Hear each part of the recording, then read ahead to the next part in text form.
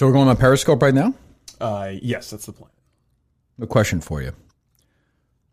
I recycled a Chipotle cup from yesterday, refilled it. Same place. Is that a violation or no? I don't think so. No, that's okay. Don't they offer unlimited drinks anyways? I don't know that. Feels like stealing a little bit, but I was thirsty. I hadn't had a soda all day. I need to wake up. These late shows, they're not good for me. So Steve's attempting to post on Periscope right now. Let's see how this goes. Yeah, it's the first time I've used this machine to push out a broadcast. Does not appear to be working right now. Okay, it's a good start. Like hearing that. Keep in mind, Dave Cullinane has been able to do this. I don't want to put any pressure on you. Great minds of all time. Great salespeople. It looks like we're up right now. Would you like to retweet that from your account? Yeah, I don't think a victory lap. It's your goddamn job. Jesus Christ. All right. There I am. Wow, look at that. Handsome devil. All right, we're live on Periscope. Good evening. We're giving away the next 11 tickets at some point. And we'll start, though, first talking about my attempt to get Bruce Frederick Springsteen on the Kirk Mut Show. What is the hashtag?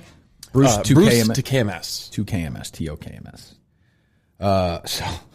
I mean, I saw a million tweets about it today. But Steve texted me this afternoon. What? I don't think it's that funny. It's funny. It's just one guy trying to work hard for his boss. I always appreciate following up every single lead. I was trying to find a number. I was trying to find a number for Bruce. I came up with this landline and called it. Am I nuts, or does the voice on the voicemail sound like him? Steve, go ahead. Call the number, would you please? Did you call the number? I called the number. Okay. I called the number. You're going to shit your pants when Bruce picks up. Hello. God. You've been wanting to do this all day, haven't you? Copperdoodle sounds more like Bruce Springsteen than this guy. The blinker guy sounds more like Bruce Springsteen than this guy.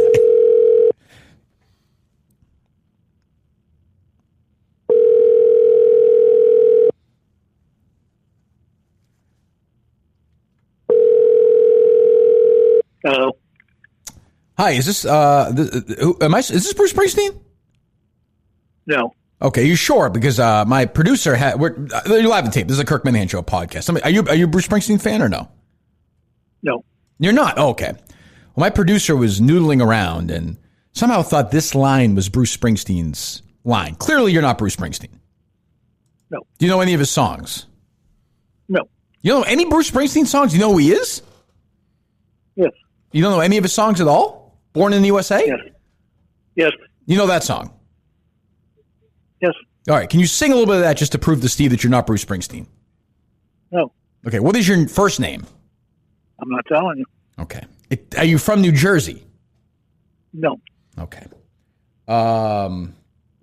Did you write Jungle Land? No. Okay. I believe he hung up on us. That's the guy you thought was Bruce Springsteen. Well, I mean, if he's the one who voiced his voicemail message, yeah. Right, yes. The voicemail message, which we'll probably never get to hear now, sounded a lot like Bruce Springsteen. That guy sounds more like Bruce Springsteen than the voice in the voicemail. That is, you should have known that you were up for top producer in the business. Who his musical knowledge. You and him should have had a Bruce trivia contest. Isn't there one song? I thought he said he knew. But I asked him. Oh, okay. Yeah. What were you saying? I'm sorry. You should have known when I was like, "Is this what Bruce's voice sounds like?" That you were about to stumble onto something preposterous. I was excited when I saw that because I knew there was no lose situation. It could actually be Bruce. Yes, because it was ringing. I was like, "Oh my god, am I going to hear Bruce Springsteen's like voicemail?" And then I heard, "Hey, how's it going? You've reached whatever. Give me a call back." So there's a service that I use to try and find phone numbers. Like, for example, the guy who was quoted in the Boston Globe story who's organizing the coup resistance. You can search by their name and where they live to try to get their phone number or old email addresses and stuff like that. And I just thought, what the fuck? Maybe it'll work for Bruce Springsteen. And Sure. It did work for his mailing address and everything. Mm-hmm. And then as I scrolled down, I saw that there were a couple of phone numbers associated with it. So I was like, fuck it. Why not call him? So what did you think when you heard that voicemail? Gold? I thought, am I crazy? No, I said exactly in the text message. I was like, I've got to be crazy to think. You said it sounds like him, though. You said, is it me or does it sound like him? I thought it did. Okay. Still do. Take it back. Did that guy sound like him to you? No. Okay. Just trying to be clear here. Well, I don't know what our odds. And the Minute fans have been great today. Thank you. You're sending all your messages. I appreciate that. Keep them coming if you want. Bruce to KMS. Because, I think we're going to hit a wall with the management, but I wonder if the power of social media will win the day. You never know. We could be talking to Bruce Springsteen one day. I think that our best bet is to have an overwhelming populist uprising on social media and hope that we can touch Bruce's I was trending heart. earlier, but this has got to get to the right people. Bruce to KMS, hashtag Bruce to KMS, I guess. I'd love to have him on, but if his way is Trevor Noah and NPR, and I don't know what to say. If that's what they think they're going to sell records that way, or whatever the hell you sell nowadays, fucking down. I don't know who streams, whatever. Yeah, then okay. I don't know. Do you want to take a moment and just give your pitch right to Bruce, like the video, if we could get it in his I did on lap? Periscope today. The guy's the most important artist in my life. He means more to me than anybody ever. He's my hero, And I'd love to talk to him. I've seen the shows a million times. I love the guy. He means the world to me. He's been my guy for 35 years, more than anybody. He's been there for me through good, through bad, through everything. I listen to him every day. I think about him all the time. I love him. So if you want to come on, Bruce, great. If not, we'll have, I'm sure Kevin Bristol will call and pretend to be Bruce. It'll be fucking fantastic. It's my life. You think he would appreciate doing an interview with someone who's really like a student of his work, as opposed to just, some NPR person who just considers him another musician? Yeah, or Trevor Noah or Colbert. It just seems like how much Bruce Springsteen do you think Trevor Noah's listened to? None, I don't think. Or maybe Conan O'Brien. I don't know. Who knows? All I know is I do a great interview with him. It bums me out. I love the guy. Anyway, if you want to help me out, great. It's not like I do anything for you guys every fucking day. But, there you go. All right, let's give away some more tickets. Shall we, Steve? We shall. All right, day 3. I'll say it. I got special music for this one. I would imagine you would.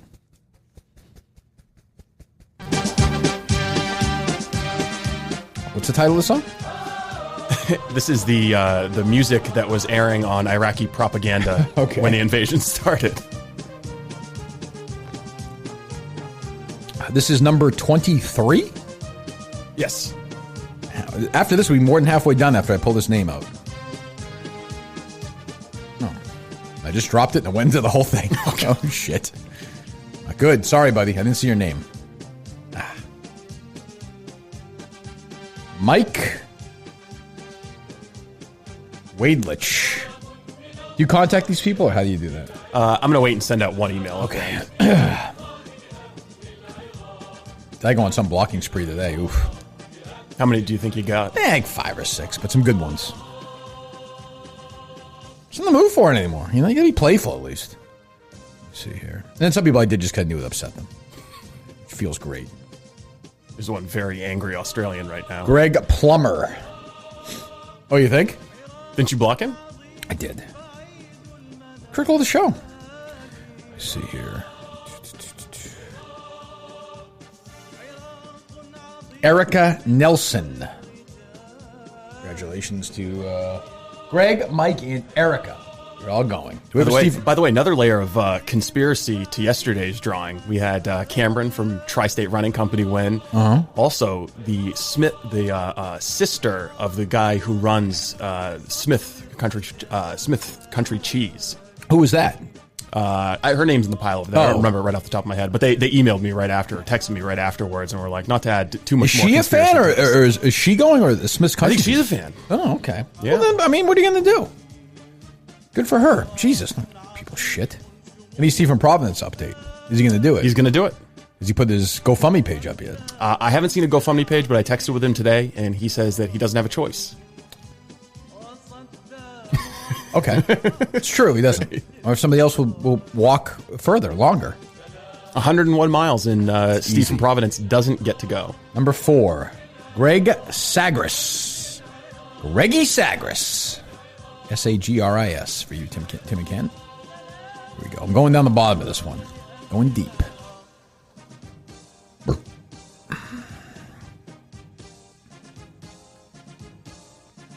Nicholas Gibson. Nicholas Gibson. All right.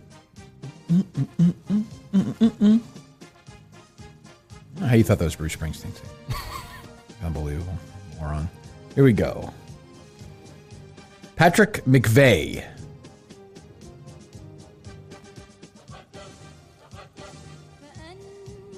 You were friends with his brother, weren't you?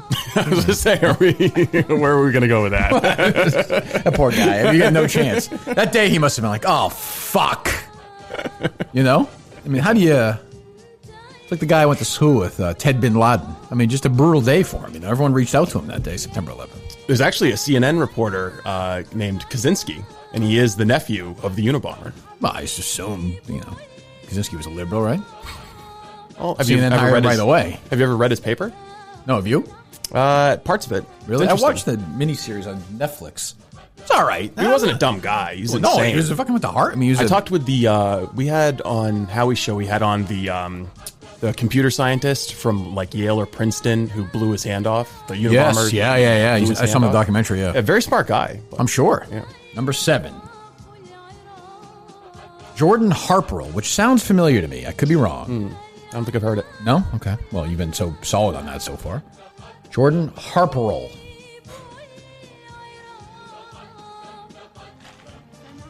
4 to go.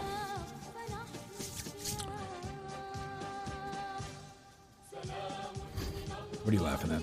This music. I like this music.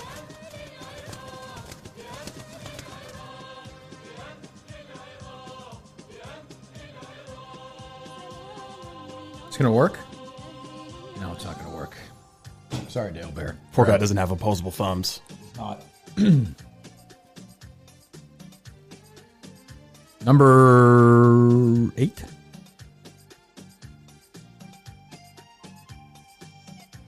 Jameson Malshannock? I don't know, whatever the hell his name is. Kind of an asshole name, honestly. I kind of wish I hadn't pulled it out. 8 down, 3 to go. If I'm being totally honest here, Steve, we have 3 to go. Who do you want least pulled out of here, would you say, if anybody? Oh, jeez.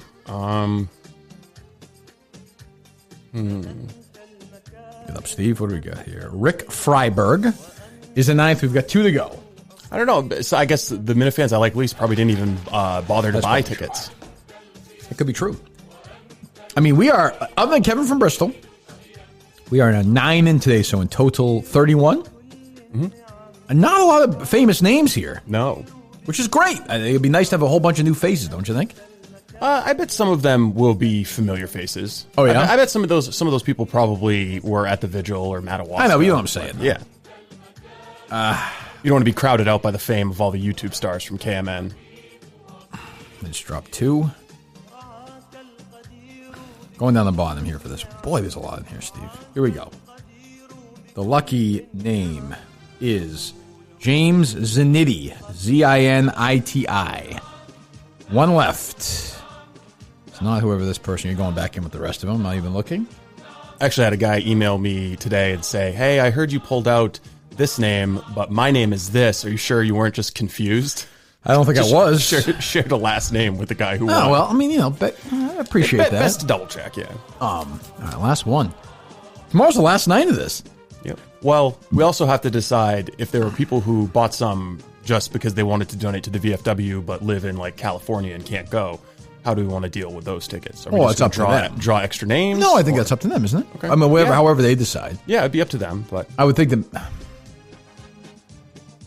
If they're going to donate it to some other Minifan, the easiest thing would just be to draw extra names. But it depends. I mean, it's their ticket. It depends on what they want to do. If they just want to have an empty seat, that's their prerogative, I suppose. Did you ever play the game Operation as a kid? I did, yeah. What a stupid game. I've thought about that. What a dumb game. Well, did you not have still enough Didn't hands? say I wasn't good at it. Didn't say I was fine at it. Why do you think it's a dumb game? Just like, what's the point of it? To see how carefully you can withdraw the water from the knee. What kind of fun is that, though? It's never fun. You have fun playing that? I think you do have fun of it. And there's that little bit of tension built up when you're trying to sneak in there and grab it. And then... No. It's just a different kind of board game, you know? I'm a Trivial Pursuit guy. Just saying. Yeah, Trivial Pursuit's great, but it doesn't have the physical surgery. We'd be a good Trivial Pursuit team, I think. I think we would be because our strengths are yes, completely. I suck at the science. You might be good at the science. You good at science and nature. Yeah, I'm good at the science. And I don't think there's a duo that could beat us. Obviously, a Barstool. Well, but I mean, this is why Barstool has consistently refused to put us on their trivia show. True. I think that's right, by the way. All right, last one. 6, 9, 10. And the final name. Again, did we have this one already? Greg Smith or no? Am I wrong? Doesn't sound Such familiar, a common name. That Yeah. you know. We had Greg Sagris earlier.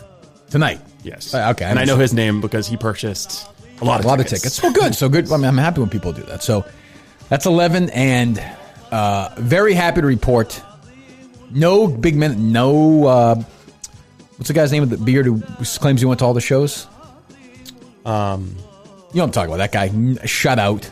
Steve, I'm sure to buy a ticket. Well, you already shut him out. Right. I mean, any of these, the Latino Kirks, the names everyone, put it this way, the names when Justin says I'm going to have them on this night, when everyone goes, ugh, none of them have been called yet, other than Kevin. But I mean, none of them have been called yet so far. Yeah, Kevin will stand alone. That's true. Unless he dies before then. Which, again, if you're a Minute fan out there, do what you got to do. I'm not going to tell you to do something or not do something, but. So just to establish the protocol, if a currently selected winner dies, regardless of the circumstances. I choose. You choose. Okay. I choose, Kirk's yeah. pick. Okay. What do you think? Or you just draw another one, but I think you pick. Yeah, that's I also think given the climate and the pandemic, maybe it's just a little more room for everyone. That's true, too. I mean, if an empty seat's not necessarily a bad thing. It's just one fewer super spreader. Yeah, and I don't know how we're going to, do the interaction there, but I'm sure you can take your pictures. We'll probably have our masks on or whatever, but maybe we'll just be like Socko. We'll just be fucking hugging each other, and Well, what I was thinking is that we bring the step and repeat that we had at Socko, the backdrop for like when we were up on the stage. Oh, and then people kind of come near it? Yeah, and just put like a little line of tape on the floor. Or bubble or like something. 6 feet away. This is where you stand. So do you want me to buy a bunch of plexiglass?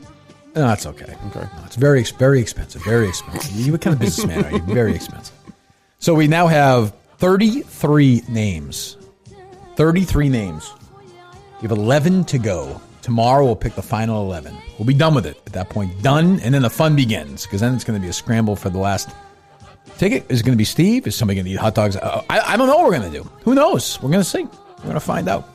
So we'll sign off Periscope, I guess, for now. If that's okay, Steve. And then we'll we'll talk to you guys later. You'll hear the rest of the show. Turn the music off, too, if you'd like. There you go. So we'll see how that unfurls. So yeah, What are you seeing? I'm just looking at the early. People are not happy. People are complaining, but we knew they were going to complain. Complaining about what? Just that their names haven't been drawn? Yes, basically their names haven't been okay. drawn. I think people think that it's a shady operation. A, because you're involved, and B, because I occasionally drop a name. And I mean, are there names I've seen that people I don't like and I put it back in there? But probably.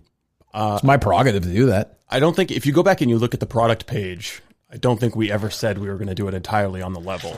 No. Some people we hate are not going to be there. Yeah. Of course. I mean, they knew that. They want that to be true, so they can bitch about it. So we're going to give them what they want too. That's what we're trying to do here. Yeah, it'll be gratifying for Try to make everyone happy. I don't know. All right, where do we want to start?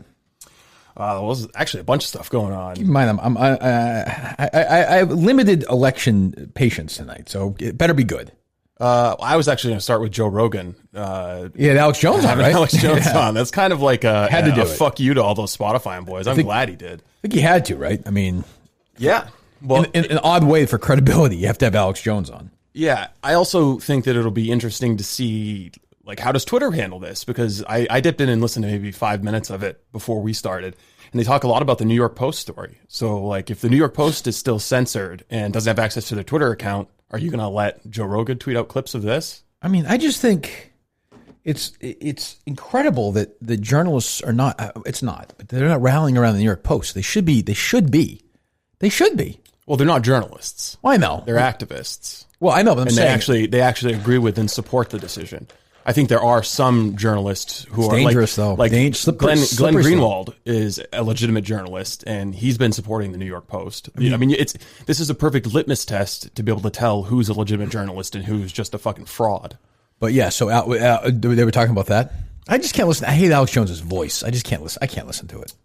So Joe Rogan tweeted out something or posted on Instagram something that said, we have the documents. So I thought that Alex had showed up to the taping with like Hunter Biden's laptop or something. That's why I checked it out. But they're just talking about that story in the bit of it that I heard. And they had that fat comedian on, Tim Dillon.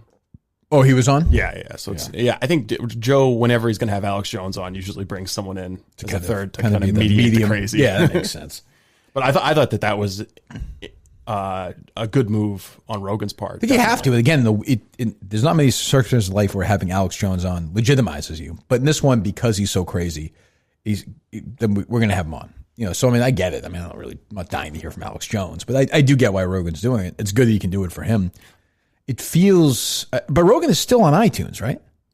I don't think he is. I think is he not the now? change. No, because I went to go look for him on a different podcast platform and he wasn't there. So this might be his first Spotify only episode, or maybe it just hadn't loaded where I was. Is it possible that was Bruce Springsteen and we were talking to him? Yeah. You think that, don't you? Yeah. I think it might have been too. I could hear it a little bit in his voice. Total cold fish. And I don't think he really likes you. Maybe he's just joking around though too. Maybe he's a jokester. Loves to prank calls. Maybe it's a bit. Are you and him doing a bit on me? I can't say. You said you couldn't get Joe Rogan on the show. You just had him. I never said I couldn't have Joe Rogan on the show, Steve.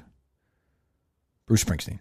Sorry. I was reading it. Top shows on iTunes. Joe Rogan. Talking. Number one. But that doesn't mean, I guess. Yeah, but see, the most recent episode is Kanye West. That's Saturday. Yeah. When was Alex Jones? Wasn't that today? Yeah, today. But I mean, maybe it just hasn't kicked up yet. I mean, it's only Tuesday. Yeah. So I think he's probably still. I thought it was till December. Oh, okay. No. Yeah, no, I don't know. Yeah, neither. I mean, obviously. Regardless, it's still all the Spotify employees have to sit there and know that they are working for a company that just give a huge platform to Alex Jones. Yeah, but I would say to them, you should be applauded for that.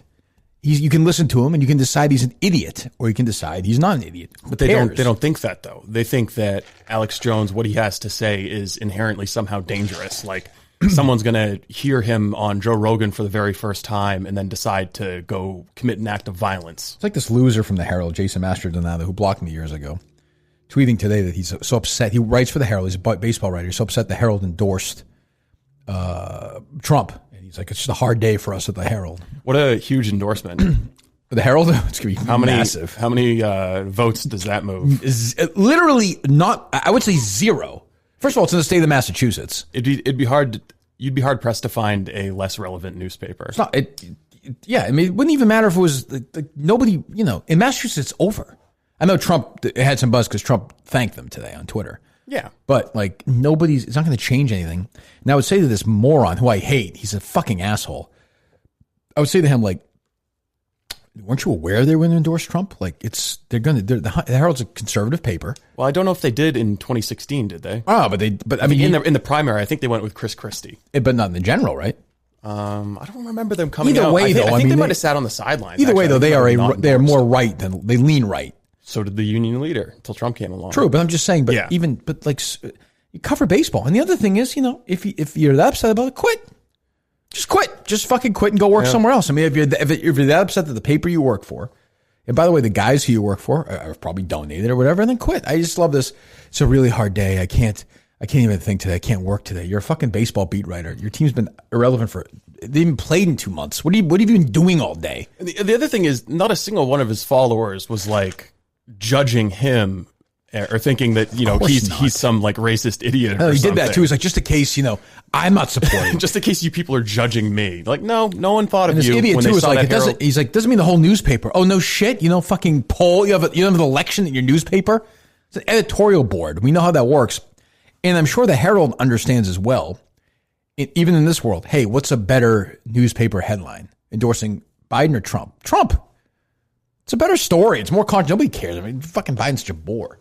So I mean, it's also part of business. I mean, if you had said to me in 2016, would the Boston Herald be around in 2020 to endorse somebody physically as a paper, I said, no way. Yeah, that's true. I'm shocked. I'm stunned. I'm actually surprised they're still physically distributing copies. I wonder what their revenue split looks like. And that's the same thing about the Globe too. Isn't the Sunday paper $6 now? Yeah. I mean, what do you think the Herald circulation is? Right, circulation. It was never a big circulation paper anyway because tabloid was always a T paper, or a commuter rail. Is the circulation 40,000? It can't be, right? No, I'd be surprised. I think that it was 40,000 in 2018. So the move to go to like a strict paywall really fucked him over. Like I don't even think to read anything on the Herald now, just because the print circulation was under 30,000 the first quarter of 2020. Yeah, I can't imagine coronavirus helps out with any of that. No, no. So yeah. Anyway, yeah. I'll put it this way: more people saw Trump's tweet thanking them. No shit. By several orders of magnitude. 87 million. Jesus. Yeah. So that was interesting. And then what was I going to say? Oh, what else? I have a couple of things, but you can go ahead. Other media news: John Leibowitz is coming back on television. He's going to deal with Apple. Who? John Leibowitz. Who's that? John Stewart. Oh, Yeah. You're doing okay. What's he doing? He's basically coming up with An interview show or something? I think that's where it's headed. It might be like David Letterman's thing. That's good. I mean, I like John Stewart. They're going to be like 1 hour shows. I guess Current he's gonna deal affairs with series Apple. for Apple TV. Yeah. Each dedicated to a single topic. I mean, great. I mean, I don't dislike John Stewart. I don't dislike him either, but I liked Jon Stewart hosting The Daily Show. I would agree. And being a funny guy. Oh, I liked when and he like, did and it. like I have a lot of respect for the advocacy that he's done. He did a good job for with the 9/11 victims. Yeah, victims. for the That was- 9/11 victims. I mean, he's done some legitimately good Yeah, work. I got no but- beef with Jon Stewart. I mean, he's a big liberal, but so what? I mean, I don't care. He's a smart guy. He's a talented guy. A current affairs show, if he dedicates to a single topic that's interesting, like that story, if he goes journalistically into stories like that, I'm on board. If it's one of these things where he's wagging his finger at me about climate change, and then it becomes like, he hopefully puts attach a little humor to it. I have my doubts. So the last time he was in Boston with Chappelle doing a show, you went to it, I right? had tickets, and that's what it was. It was like Even Chappelle? No. Chappelle was funny. Chappelle did a lot of the jokes that would later be in one of his third Netflix special. Right. But Chappelle was funny. But Jon Stewart, they got into this end where it was just all the comedians were up there kind of freeballing it a little bit. And he was just lecturing and haranguing. And it was a lot of stuff about Trump. And it was just like not even an attempt at humor. I mean, so I think that's where I think he's kind of turning his page in his career where he's like, now that I've got all this influence, I feel I've got to use it to make humanity better. Yeah, I think he feels like he's like an emeritus now of these comedians. Like he's the new. He's taking. Like he doesn't have to be funny anymore. He's taking He the doesn't have to Letterman practice. He's taking the Letterman mantle where he's kind of older and retired and looks at the Noahs and the Kimmels and the Fallon. Like he's the grandfather now, which But I mean, maybe I hope it's good. I'll give it a shot. I think it's going to be like Letterman's. Letterman's show was shit. But it's an interview show. Letterman's an interview show. This is a current affair. Like I'm saying is like. So I saw a trailer today on Netflix for this George Clooney movie. Did you see it? It's set in space. So I'm like, all right, okay. But it's so obviously a climate change finger Allegory. wag. Yeah. I'm just like, what the fuck? Now I'll watch it, but like it's so obvious in the trailer. Like at what point there's a girl who she's like, what happened to Earth? And Clooney's like, it's a long story or something like that. Capitalism. I'm like, oh. The polar bears couldn't even. I'm like, They couldn't listen to Al Gore. Yeah, I'm just like, I don't want. Can you just make a fucking movie? That's I'd funny? probably still watch it if it involves space. Yeah, maybe watch the trailer and then let me know if you think differently. But I'm just like, what the fuck? That's why I like 3Chi. 3Chi is not political. It's also not going to stress you out. It's going to do the exact That's opposite. true, by the way. I mean, who needs this in their life? Who needs these people on Twitter giving you shit? Who needs George Clooney wagging his finger at you, this billionaire? I don't need it in my life. I mean, if you're using Delta 9 right now, 3Chi is Delta 8, federally legal version, perfect substitute. No negative side effects, functional, clear-headed, won't be lazy, won't be paranoid, which I can be, so I could use more of this. 3Chi Delta 8 is 100% hemp-derived, federally legal, and available online at number 3, CHI.com, and at select realtors around the country. You have to be 21 years old to purchase, which means you have to have been born on, if you're listening to this, October 28th, 1999. Is that right? God, that makes me feel old. It makes you feel old. I was fucking almost 25 at that point. October 28th, 1999. Right? Yeah, where were you? You looked like you were just trying to remember where you were. I was trying to do specific the day. math in my head. I was in L.A. I was living on a couch. October 28th, I don't know. I was probably getting my pretzels for lunch at the mall in Burbank. I'm trying to remember. I don't think turning 21, that would have been October 31st, 1995, was a particularly big night in my life. Like, I don't think it was that, I don't know. Was turning 21 a big deal? I mean, everyone was drinking before they were 21. So it wasn't like that big a deal. I got kicked out of the Sea-Dog in Bangor. The what? The Sea-Dog? The Sea-Dog in Bangor? Yeah. Oh, what, because you were drunk? No, because I picked someone up. I'd only had one drink. And like, What do you mean you picked someone up? Physically? Yeah, I physically picked somebody up. Who? One of my brother's friends, a guy named Johnny. Why? Because I was happy to see him. They kicked you out? Yes. What was their reasoning? I don't know. They thought that I was too ruckus, apparently. What did you say? I said, I'm here for my 21st birthday. My family's here. Like, we're going to spend a lot of money here tonight. Why would you pick like, somebody else up? Why Why don't you shake their hand? You only had one drink? Yeah. Were you a frequent picker-upper at that point in your life? No. I think it was more just teasing Johnny because he's a little guy. What do you mean, how little? Probably like 5'5". Oh, geez. 5'5", 5'6". Okay. So they kicked you out? Yes. Like you picked him up. Did you let go throw him or? No, I just picked him up, spun Like a around hug? a couple times. Yeah. You spun him around? Yeah. And they kicked you out? Yeah. Your whole family was there? Yep. Like your folks and stuff? Yeah. We just walked down the street and went to a different bar. That's weird. I know. I flipped a switch as soon as I realized that they weren't going to let me back in and started telling like the manager or the assistant manager how they were shitty and didn't know anything about running a business and they were losing a bunch of money. What the hell would you know about running a business at that Oh, point? nothing. I was just fucking running my mouth. Okay. Well, 3G.com. It was a memorable 21st birthday. Sounds like it more than mine. It's always your top me. Number 3G.com. It's unbelievable. Gummies, oils that can be used to make homemade edibles. Use my name at checkout. 5% off your order. Use code KIRK at checkout. 5% off your order. Number 3CHI.com. What else, Steven? Well, sending Justin to Methadone Mile turned out to be humorous, but not, I think, in the way either of us. So did you go with him today? I did not, no. Oh, so he went by himself. Yes. So we sent Justin to Marty Mile, Yes. which, by the way, before we do that, can I just read the update? The people might say, oh, why are you doing this story again? Very simple. We broke it. Yes. We broke this story. And the media, the mainstream media, by and large, has done everything they can not to talk about the story because it makes one side look bad.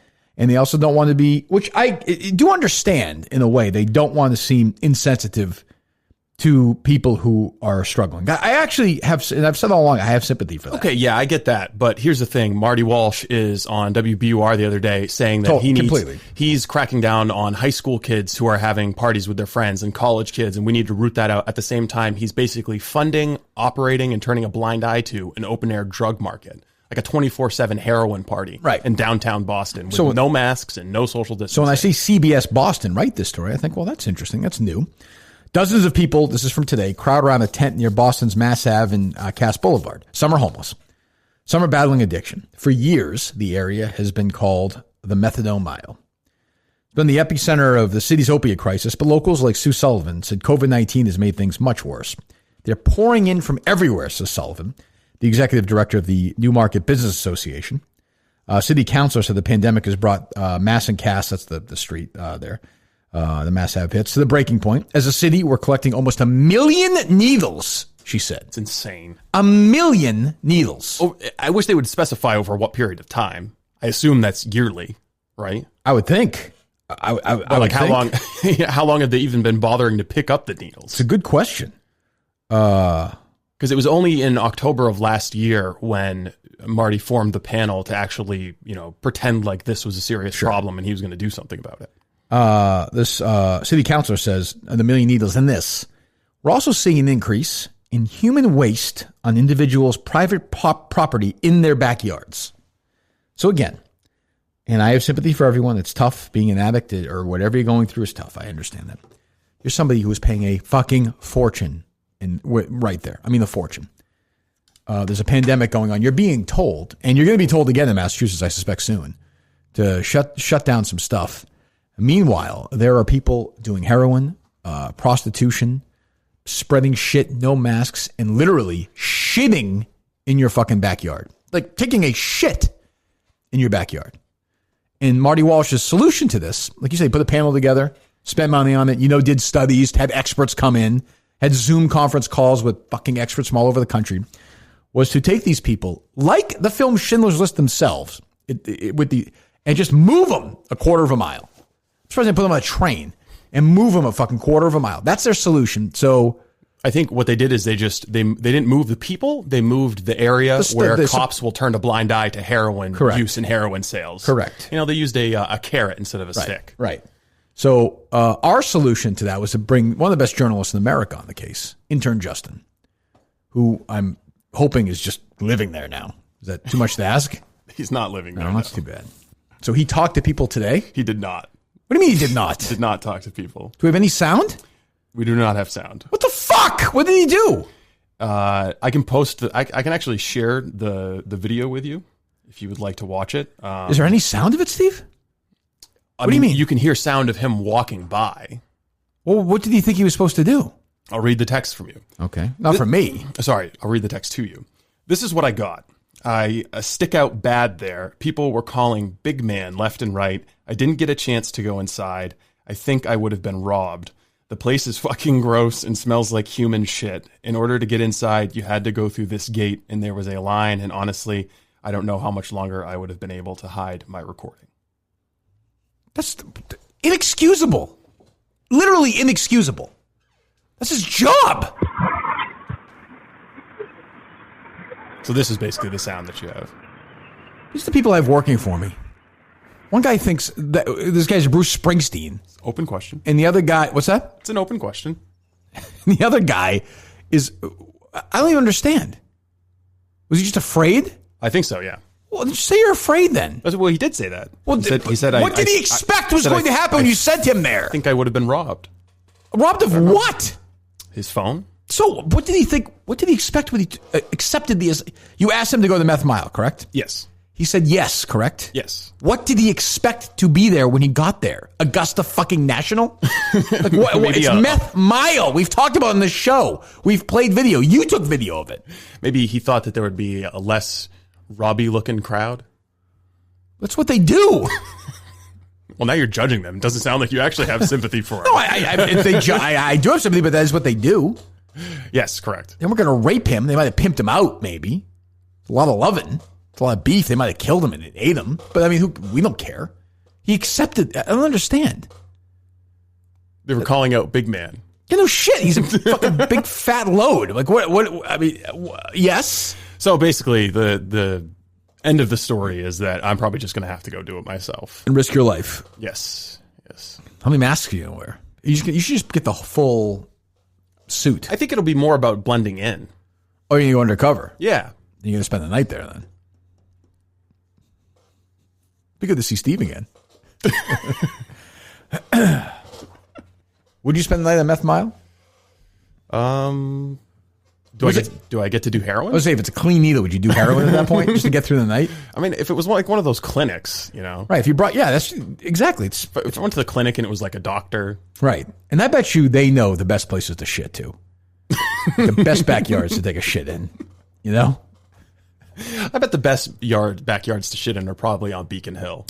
I would go find like John Kerry. There are no yards, but there are yards there. I'd shit right on his doorstep. Sure, but there's no backyards there. Oh, I'd shit on his doorstep then. I'd find some place to shit where John Kerry might step in it. I would think the best backyards to shit in are the ones where you can see the TV that they're watching. You know, sometimes you walk by and you see... I hadn't thought about that. The entertainment, wow. Yeah, if the World Series is on or something. Or, you know, I might want to watch that, but... World Series. Maybe somebody wants to watch that or wants to watch, you know, whatever. I don't know. This is us. Who the fuck knows?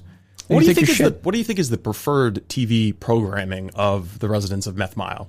Like if they get a TV up there and they're voting by, like, you know, a democracy, basically. I got to say, I mean, it's easy, but I got to say, like, Maury.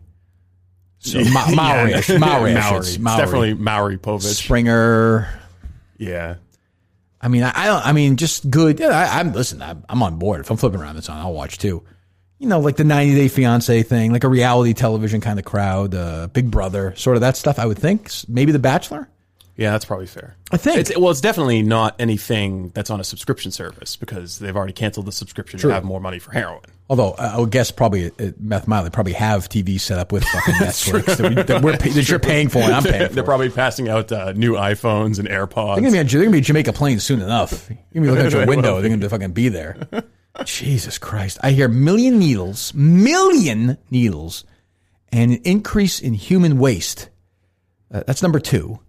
Isn't not number 1, poopy. And everybody's backyard's full of shit. It's bad enough when you see dog shit. Just like cascading rivers of shit with needles poking out in all different directions. Just this strung out poor woman with her pimp and some guy that she's blue taking shits on your fucking lawn. Welcome to Boston. We are a world-class city. We almost had the Olympics. I was about to say the Olympics were... I mean, the Olympics is probably the only thing that could have gotten them to actually. I was going to say they would have moved if they had the Olympics. Yeah. They would have literally put them on buses and just put them in the middle of nowhere somewhere. And the serious part of it is that these people could get actual treatment, but instead, what you have is a tent and a sandwich, and turning a blind eye and standing by with a Narcan just in case someone takes a little bit too much heroin. When is a real? I guess you got to go, Steve. You got to risk your life again, like a great journalist would do. What a horrendous 2 weeks for this moron. First of all, he sucks on YouTube, throws you under the... the way he threw you under the bus last week, he owes you that. Yeah. That's not even... I was expecting a little bit more of a daring performance. That's pathetic. You Maybe could say... Some courage. Whatever you want, and I know he's got his critics, the late Michael Geary would have gone in there. He wasn't afraid to go after Rich Keefe, Sam Kennedy... EEI. Mike would have definitely gone in there. And he would have come back with like 12 needles hanging out of his feet. Yeah, right. And no video. The video would have been terrible, like the Sam Kennedy thing, but he would have tried. Justin would have been better off lying and saying... Well, you get the video, though. But saying that fucking guy, they took my phone. They stole my phone. Oh, that's true. Then you have a story. This is pathetic. Read that text again. So again, you hire an intern or somebody, they're supposed to do whatever we tell you to do.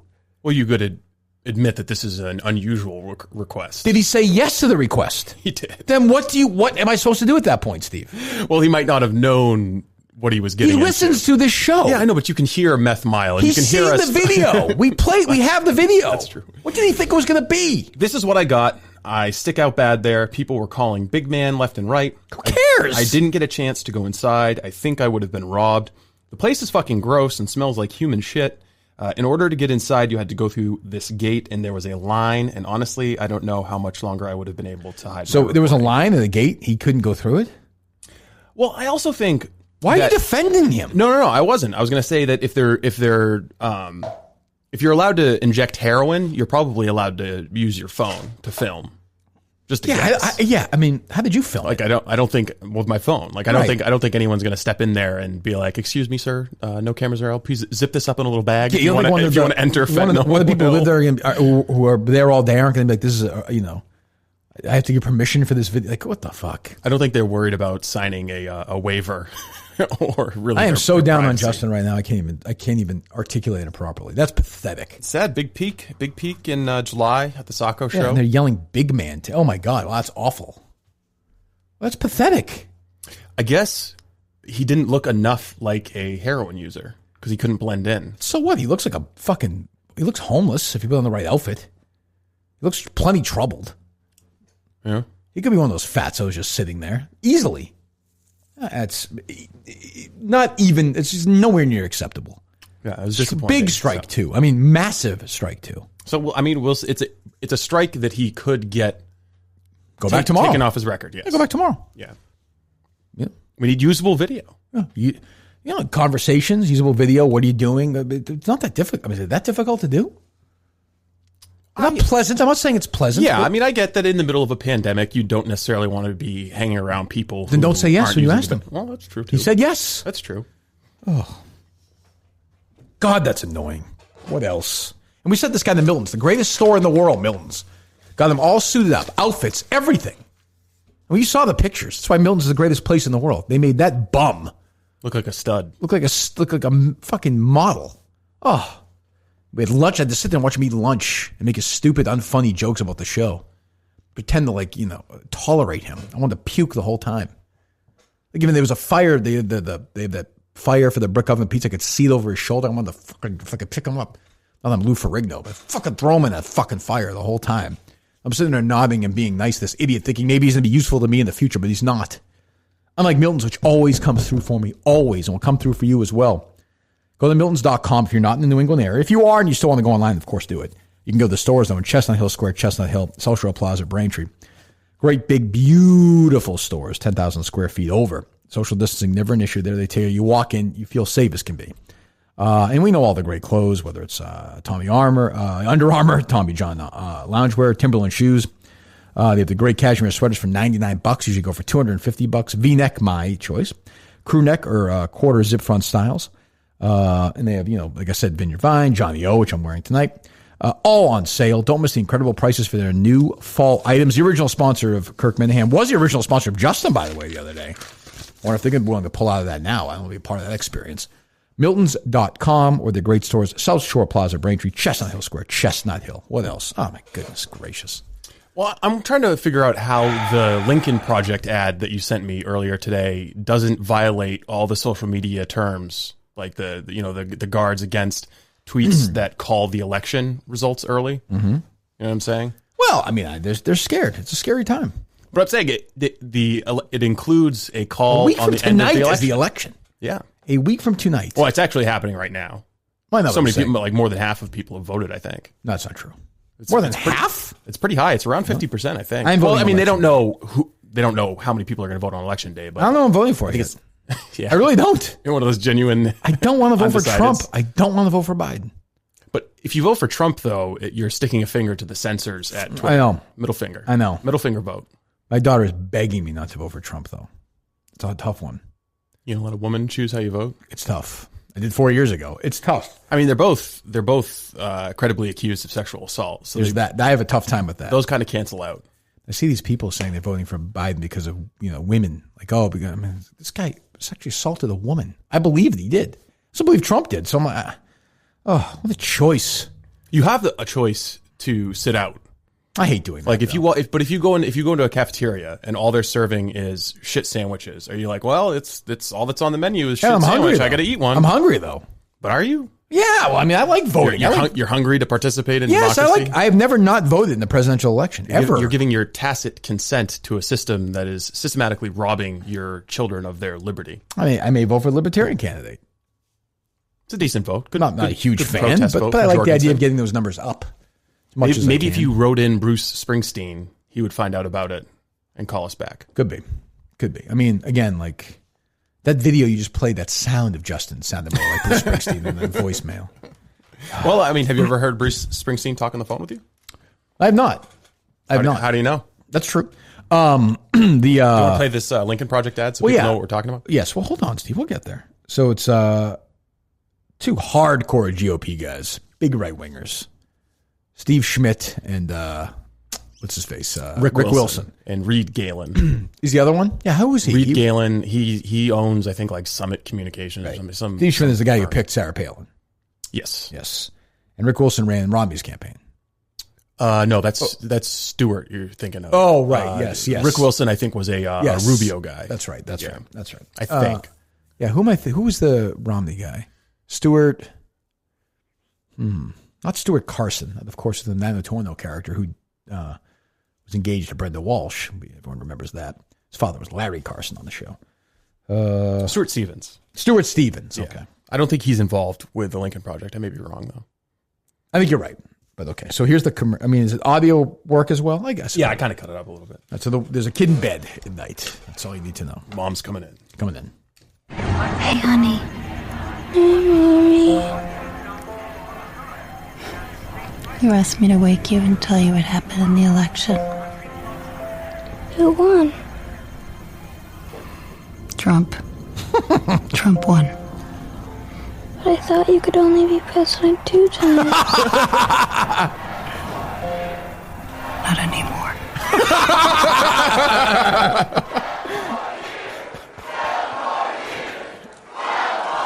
Is that a real commercial? Yes. Are you sure? Yes. It's unbelievable. Play it again. I love that. Play it again. The mom's great. Mommy.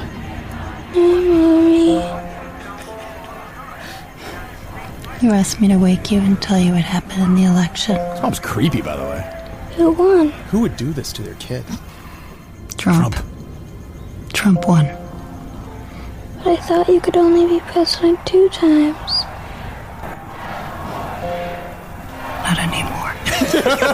Also, but like, I also have to say, not anymore. Not to break down the content, but if the kid was so into it that he wanted his mom to wake him up, wouldn't he have been aware that Trump is unusually running for a third straight? You know what I mean? Like, should he be that? Yeah, you would think so. Yeah. Like, Trump won. Oh, okay. I mean, we've known for months it's weird he's running for a third time, but like, it seems strange to me. Yeah, I don't think they thought that far through. Doesn't look that far in the future either. It's basically if you took one of those tweets about, my 6-year-old just said to me something that immediately fits their political moment. Right. It's like if you took one of those tweets and then made it into a 60-second spot. It's perfect. I love it. It's not anymore. What they've really done now is just design. They're just designing viral videos so that it'll piss right wingers off and they'll retweet it, and left wingers will be like, yeah, this is so good, and they'll retweet it. I think they're probably going to try and do something like a media project with the Lincoln Project afterwards, because they have generated a considerable following online. Yeah, I mean, I don't know if it's doing the Democrats any good. Oh, it's making them money though. Oh, I don't know. They're making a boatload. Were you under the misunderstanding that they were trying to help anyone? Yeah, I don't this is about making Rick Wilson and Steve Schmidt a lot of money. I know, and these guys still pretend they're Republicans, right? Yes. I mean, I don't know, I'm offended, but it's funny. And that's a funny video. Yeah. Maybe they're just being funny. Maybe they're just like, fuck, it will be funny. Yeah, and make a ton of money. Yeah, it's not bad. I think they went on. They did a 60 Minutes interview for like 4 of the people who are behind the Lincoln Project. Right. They said something about like the easiest thing ever would have been just to go along with the Trump stuff, and that's how we would have made all of our money. And it's like, well, no, not really. We can read the FEC reports from the Lincoln Project, and we can see the millions of dollars you guys are spending on your own media companies. I mean, good for them. They carved out a niche for themselves. I mean, I'm not, Yeah, well, they've basically. I mean, you have to admire how much money they've bilked gullible liberals for. Sure. Oh, we have the Steve's link, by the way, now the GoFundMe page. So there you go. But yeah, we'll. I just don't know how. I mean, maybe there will not be an election result on next Tuesday. There probably won't be, but we'll see. We'll see what how these people. Here's the deal. One of the things that is important is that keep in mind, although they're going to vote on Barrett, I think today. And the aides take the reporters away. I mean, that's funny. It's funny. It's just funny. Well, you've no plan from Trump on his health care, what he's going to do the next 4 years. What the fuck is Donald Trump going to do? Well, he repealed the individual mandate. Okay, but when you ask him, press him, give him details, he's incapable of giving them an interview. He said he repealed the individual mandate. Okay, great. What's he going to do for coronavirus again? It's just going to go away like things do. They're rounding the corner still? Yeah, of course. Oh, good. All right. I mean, it's just we got to open things up. Okay. Fine with me. I mean, it's just we can't be locked down forever. Just say you think it's bullshit. I'd be like, I respect that. I mean, he all but did that during the last debate. That's true. He did. Yeah, I suppose he did. That's a great ad, though. What else is going on? That's a funny ad. So you've been getting help with the Bruce Springsteen booking from all corners of social media, but also one of your friends at Sirius Radio. Oh, okay. Go ahead. Making you adjust your volume. It's Mad Dog Unleashed with Christopher Russo. Take it away, Chris. Hi, nice to have you with us. Let's get you involved off the bat today, and you got an opportunity here early to contribute. John in Pittsburgh will start everything off. Johnny, welcome. It is your turn. How are you, pal? What do you have? John. Oh, I'm good, dog. I just want to throw this out there first. Your pal Kirk Minahan, formerly of WEEI, he's got his own podcast now. He's a huge fan of yours.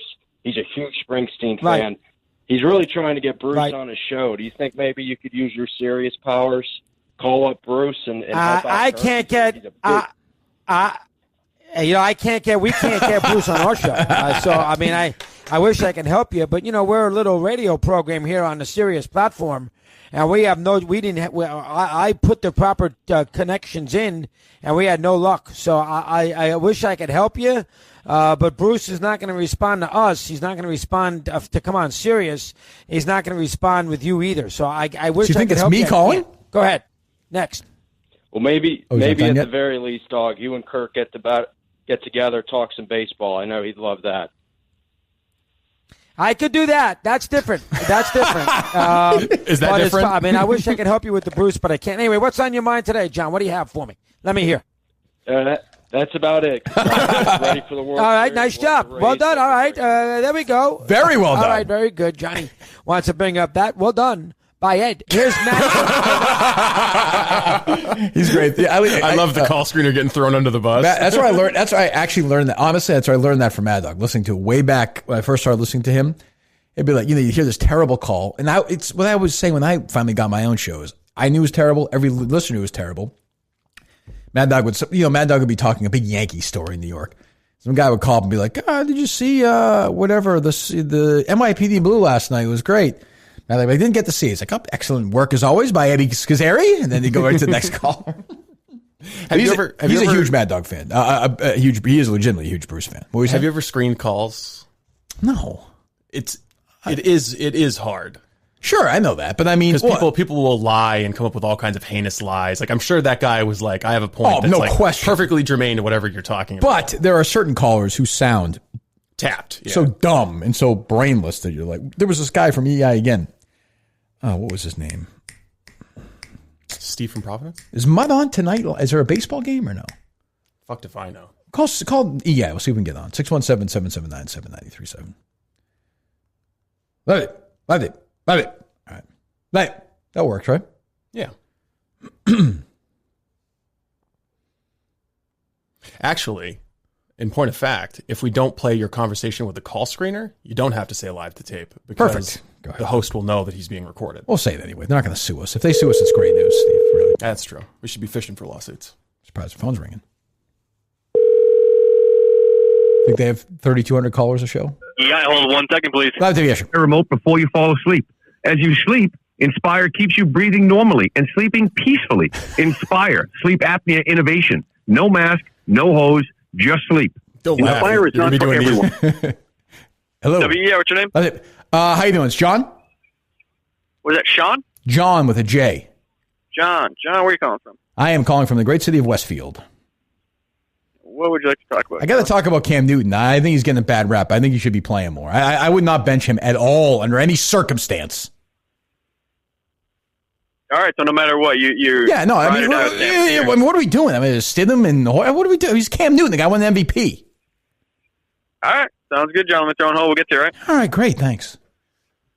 Yo.com. Wrap up the day in Boston sports with Mud at Night each weeknight. Broadcasting live from the Stars and Star Market studio across New England on the WEEI Sports Radio Network. I just loved that was his follow-up question. Radio.com. Jaws and Star Market, part of the community. Good screening. I mean, what's hot for business? That was a pretty good call right there. A pretty good setup. You're a little bit too mini-handy, though. I'm surprised you didn't recognize you. I'm telling you, I'm the average caller to a talk radio program doesn't sound that sharp and crisp. Oh, so you stood out. Shop in store. Where do we get on with Mud here? Through Instacart and save big at Staples. They don't know your number. Maybe. Oh, I star 6-7 them. Okay. They should be aware of that. Although we haven't turned our arrows. We're at the bottom of the hour break right now. That's fine. These times don't mean anything. Well, I mean, they didn't when you were there blowing through clocks. That's true. Mutt's hitting that fucker down. He's trying to keep his job. Zarbano's got the fucking stuns him. He hits a button. It's like the beginning of Ghostbusters. You get fucking if it's 6:22:26. It's funny. I was looking through old pictures the other day. I was looking for a picture of Kate and Harry, and I saw it. One of the days I took a picture. I was almost sent to the Jared. I'm like, oh, I don't talk to him. It was one of the old clocks that Zarbano sent us. And it's just, like optimal. Yeah. It was one of those 6:12:40, and you could sweep the quarter hour. Like, I'm like, the show's good. People listen, man. If the show sucks, no one's going to listen. Dale's been hitting Dale, and I would always argue the predictability hurts because when the commercials are. If you're listening to Dale, he's going to 22, 38, 54, whatever it is. He would never miss it ever. So when you don't have to listen to it. I mean, I also know when it's going to be on, too, but I like the unpredictability. Yeah, I think there might be something to that. I also think that these games, the show, if the show's good. What's my name?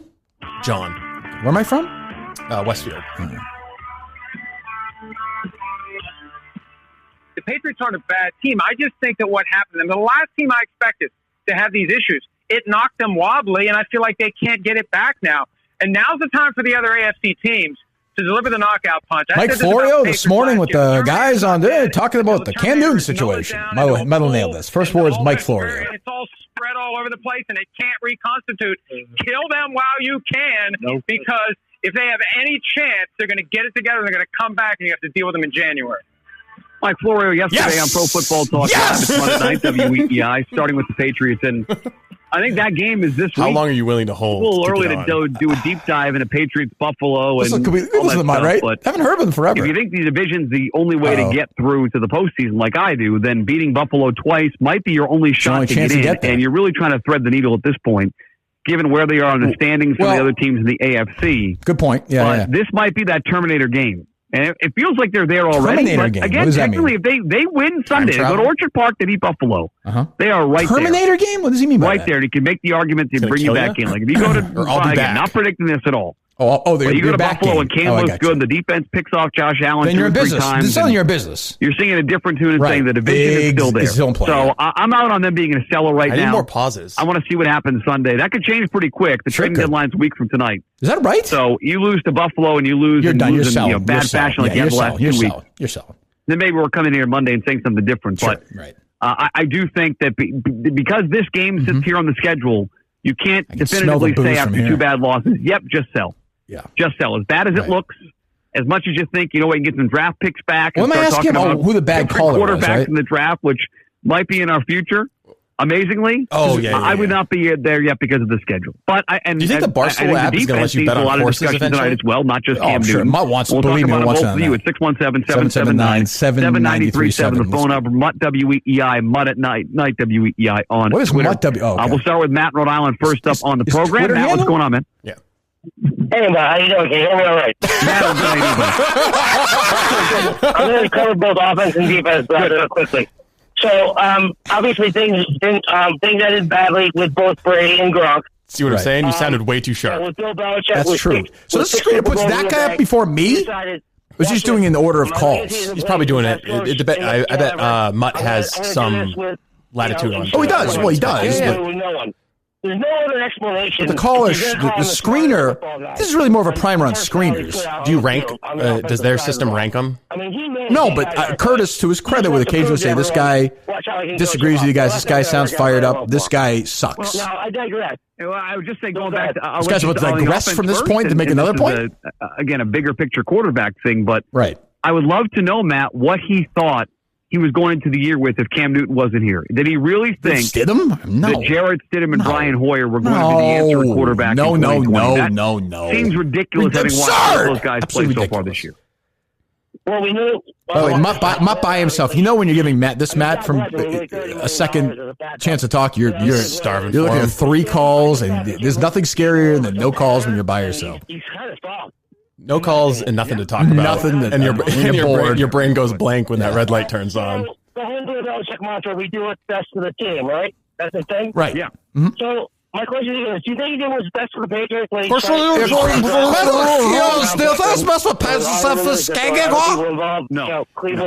Now, the problem is Mutt has sounded like this before as well, which is getting out of the car. Well, you understand. It's kind of hypocritical, right? So that brings me to Sunday's game. 3 points, Mutt? Picks the ball, and the personal foul called on our guy, Chase Winovich, right? What? That wasn't really.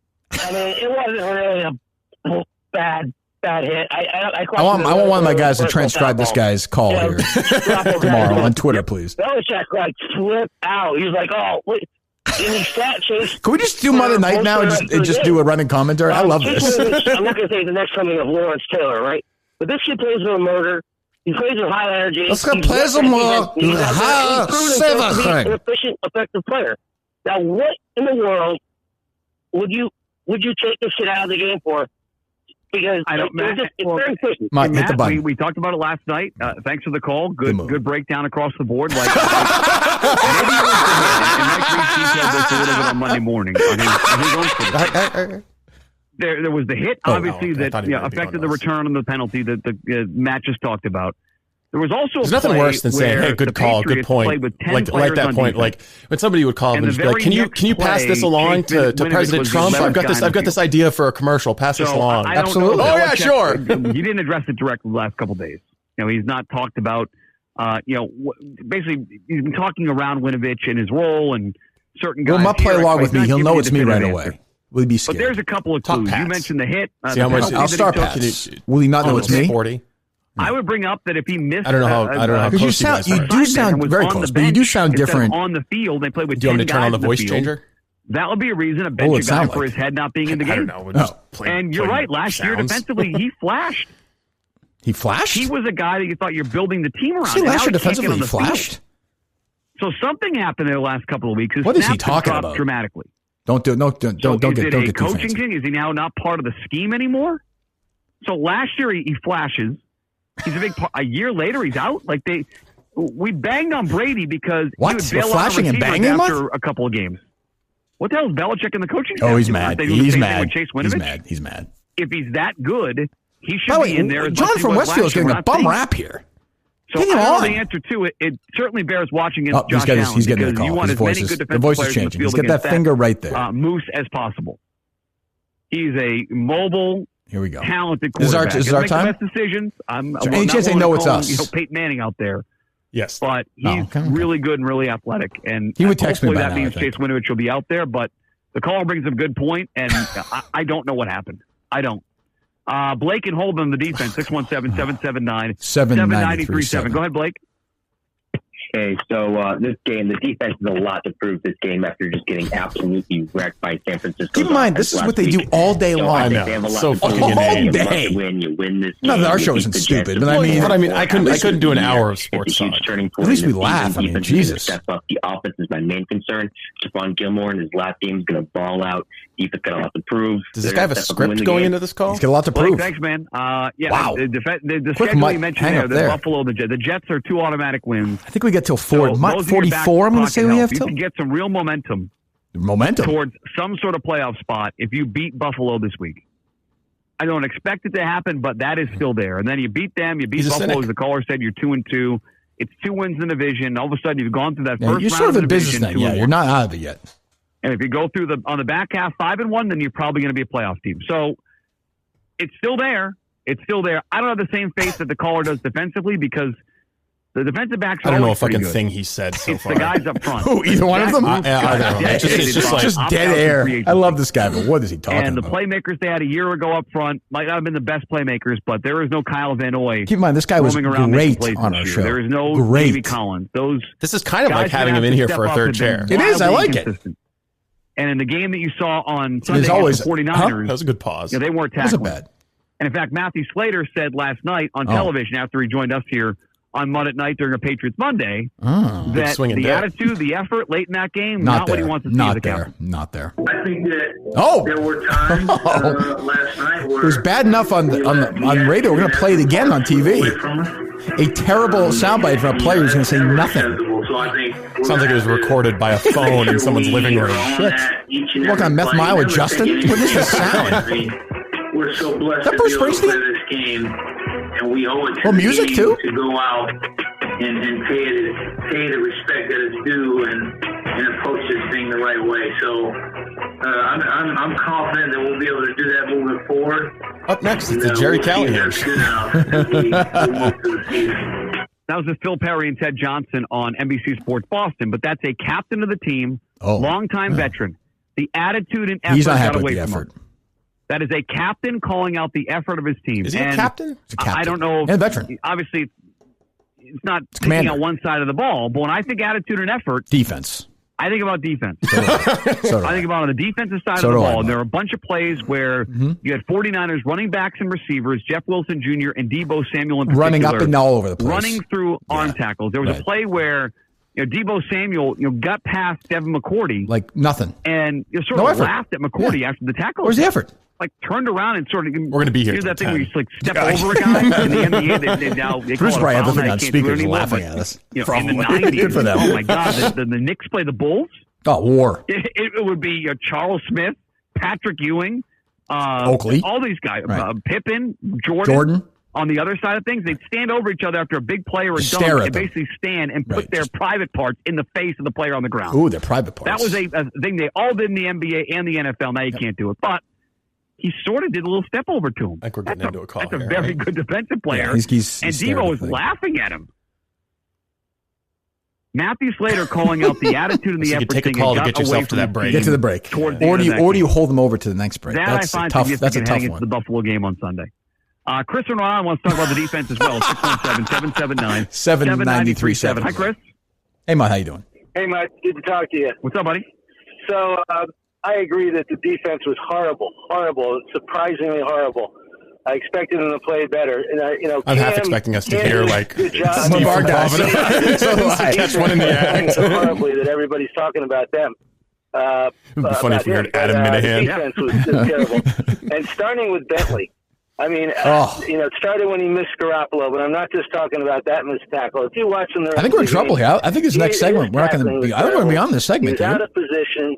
I don't know when the breaks are, how religious he is about him. And, I would guess but yeah, they could be 48. We'd have some like some 650s. But then further, they might do that. They drag you through the 7 o'clock. Maybe. Was terrible all across the board. I don't think the defensive backs What's his take on the tackling? Tackled well. They may have covered well, but they were bad too. And the other point I wanted to make is, we've said for years, that it's amazing that the Patriots have. Do I have time to go pee real quick? Been able to keep up a dynasty when all the rules in the NFL are against that kind of thing. Was Cam Newton the wrong instinct? Should have gone more with the defense? Just caught up with that.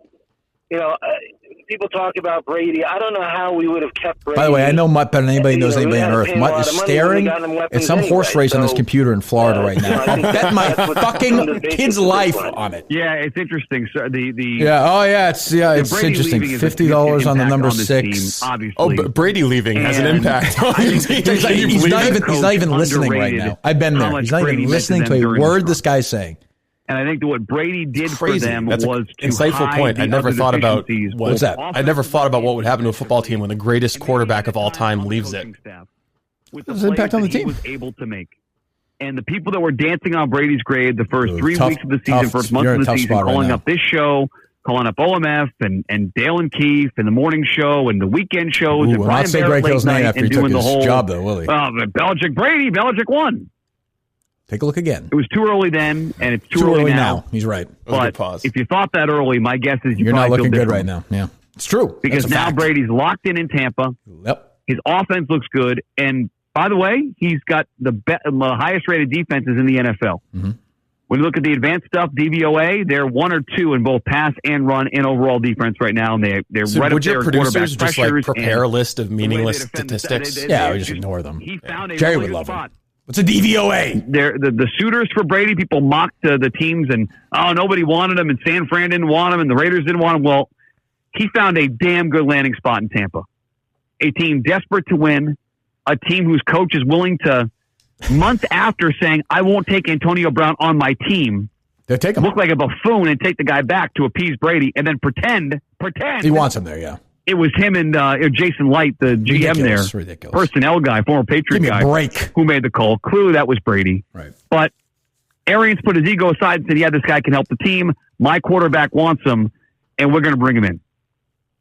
He's in a great spot there in Tampa. So just like I'm saying now, when you hear Skip and Shannon Sharp today saying it's over, Brady Belichick debate is done. It's dead. Brady wins. No, 4 hours of it wasn't a month ago. It wasn't now. Right. The first round went to Belichick. First month of the year went to. Yeah, but round 2 is Brady though. Based on the went to Bill based on the way the Patriots had played. But round 2, competitive Seattle, Kansas City. Brady won a couple games there as well. Cam looked good. You thought, okay, raising Dodgers at 8. Brady's struggling.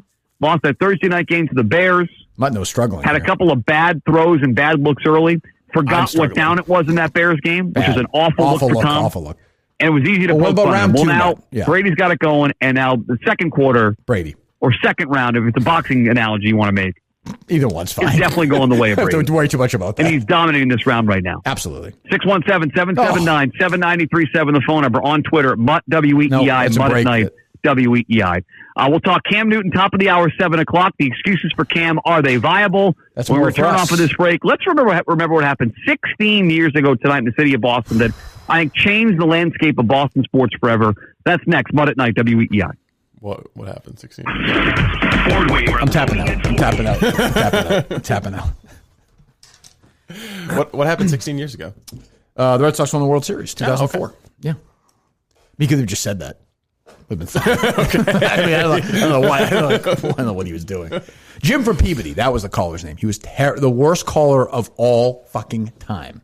Well, we tried. We picked the wrong. I think top of the hour, they're talking Cam Newton. I think we would have fit right in then. Do you want me to leave us connected so that he'll hear us if he goes to try to take the call? Sure. Yeah, might as well leave it on, right? Yeah, why not? Geez, sorry. What else do we have? I mean, the ratings are great for them, so I don't blame them for doing that. Holy shit. Wow. Fucking bloodbath. Wow. And this is just everyone, obviously. And again, they're more than doubled by the other station, almost tripled by the other station. That's in all listeners. 2554, I'm sure it's worse. And they are losing to that big 103, right? Yes. That's unbelievable. I think they were tied last month, and now they're losing. Yeah. That's not bad. Yeah. My old station is doing pretty well. They are. I mean, I guess if they were ever going to do now's the time. Yeah. But RKO, an AM talk station, is more than doubling EEI right now during football season. Yes. It's unbelievable. It's incredible. It's just unbelievable. Well, we tried. Damn it. I would like to talk to Mud. I haven't talked to him, I don't think, this week. I'll give him a call tomorrow. What else we got? I have a song from one of our great singers. Is it a good one or no? It's a good one. I think you're going to enjoy it. All right. Please, Mutt, take a call while this is on. Steve from Providence is a loser. Child support is always 2 months behind. Steve from Providence is a loser. He thinks cereal is exquisite dining. Look around, no food on his shelves. You would think that he'd have a slim body. His kids see him and ask, who's that man? He's a few weeks away from living in a van. Steve from Providence is a loser, begging people for some money to lend. Steve from Providence is a loser. Even Kevin wouldn't call him a friend. Been quite a while since he got laid, but I heard he got lucky just the other day. Looks doesn't matter, well, that's what they say. She looked like B. Arthur mixed with Artie Lang. Steve from Providence is a loser. Has court orders, but he never complies. True. Steve from Providence is a loser. Makes Tim and Canton seem like a winning guy. Lives alone, has a shitty home. He's out turning some tricks for strangers. His biggest accomplishment was avoiding a rusty coat hanger. Steve from Providence is a loser, standing in the unemployment line. Steve from Providence is a loser, human equivalent of participation prizes. Steve from Providence is a loser. Not bad. Steve from Providence is a loser. Somebody tweeted Brandy, love. We're all trying to get Bruce Springsteen on Kirk show. Hashtag Bruce to KMS. Brandy quote tweeted, why won't they give that douchebag, parentheses, Bruce, support? Not happy with the liberal Bruce Springsteen. Gotta love Brandy, though. Just speaking her mind. That hurts. It might complicate things a little bit. Jeez. Well, no, it's okay. I mean, she's a big lib. I mean, I'd rather a big conservative. Well, it's okay. You know, we disagree on that. I'm sure we'd agree on Magic Spoon. You know, Brandy.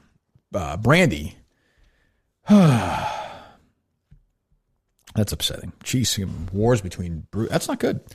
Growing up, cereal was one of the best parts of being a kid. We know that.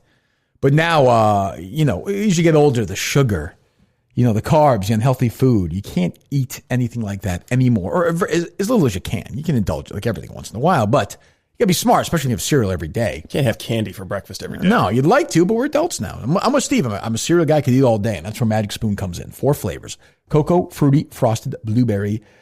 Tastes amazing. Too good to be true, but it's really not. I mean, it's right there. It has, again, 0 sugar, 11 grams of protein, only 3 net grams of carbs in each serving. Magic Spoon is so confident in their product, 100% guarantee. 100%. If you don't like it for any reason, they'll refund your money. No questions asked. You're not going to do that. You're going to love your Magic Spoon. MagicSpoon.com/Kirk.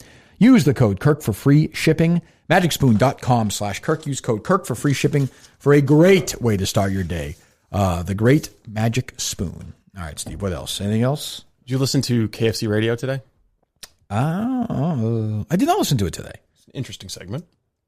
Brady's still in the Yeah, that's what I mean. You know, if Barstool like had a problem with you and like, you know, you're gone and you earned it, you know, or like Minahan, let's say, like if Minahan's eventually gonna earn it, right? But if I was doing a show with Kirk or like something was really clicking, I'd be like, okay, I understand why you're doing that, but like then I'm gonna go somewhere where I can keep doing work with Kirk, you know?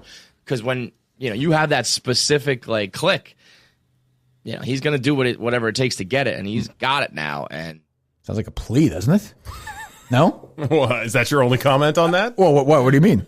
I'm just saying he's strongly talking about leaving Barstool and doing a show with you. That's what I'm saying. It sounds like a plea to me. Some subtext there. Yes. I can speak of nothing. You know. Well, we were just teasing a big project the other week. True, but you know what it is. Yeah, that's true. No, it's not that. But I mean, I love Kevin. When I do a show with Kevin at some point in my career, if both of us were looking for something to do and we had a great offer and absolutely 2 seconds. And you didn't have to move to New York. Well, yeah, right. I would never move to New York. Never. But I love Kevin. Yeah. It's interesting you would pick me of all people. Off the top of his head? Yeah. But I mean, I guess his point is, well, there's a guy who's going to be out of here at some point. He's basically saying you're like Antonio Brown. You're the Antonio Brown of Barstool Sports. Right. It's a wonderful guy, Antonio Brown. Fantastic guy. Didn't we do Antonio Brown stories like last year? Oh, yeah, we did. When he was accused by that woman, which seems to have just gone away now that he's not playing for the Patriots. True, yeah. All of a sudden, do you think maybe in the Florida media it's a bigger deal? No, the Globe's not right. The Globe's doesn't care about it anymore. They're not writing about it. Odd that. That's strange. Isn't that weird? They're still filing their 15,000th story about Bob Kraft's penis. Oh shit. What else? That's interesting though. I love Kevin. Yeah. Sacha Baron Cohen went on Stephen Colbert's late night program. I don't know if you were able to catch any of that last night. I did not. Was it really funny? Lots of laughs. Was it Borat or was it Sacha Baron Cohen? Sacha Baron Cohen. I did see. I forgot to send it to you. My friend Amanda Dobbins, her show there. I saw the headline was their title was how much I love Borat. Yeah. So get to work, Steve. Yeah. Go ahead. Welcome back. My first guest, new film, Borat subsequent movie film, delivery of prodigious bribe to American regime for make benefit once glorious nation of Kazakhstan, open Friday. Please welcome to A Late Show, Sacha Baron Cohen. Sacha, hello. Hello. Oh, geez. One second. Hello. 1 second. Hello. I can't. Brandy then, keep calling her Brandy Love. Brandy Love says, now, if you want my support, she quote tweets Maya because I said, this hurts, and tweeted it. Said, now if you want my support with Real Candace O, at Charlie Kirk, at Lisa Marie Booth, at Hodge Twins, etc., I'll retweet like crazy. Bruce, nah, he's an ass. Unbelievable. What are you doing? Two, I would say, big figures in your life. And there's one comment from some guy, Walter Cronkite, who says, Brandy, can you do an Amy Coney Barrett scene? So that seems to be their biggest concern this whole battle right now. I don't blame the guy. He just wants to get off. Well, go ahead. What were you saying? I was saying it's like a paternal and a maternal figure in your life. Who's Lisa Booth? No, Brandy. Brandy's always been there for you. Some conservative commentator. Oh, Charlie Kirk. I'm all set. Yeah, God. I never want to talk with Charlie Jesus Kirk. Christ. Well, all right. Go ahead. So you missed a really funny joke that Sacha Baron Cohen tells at the opening. Oh, good.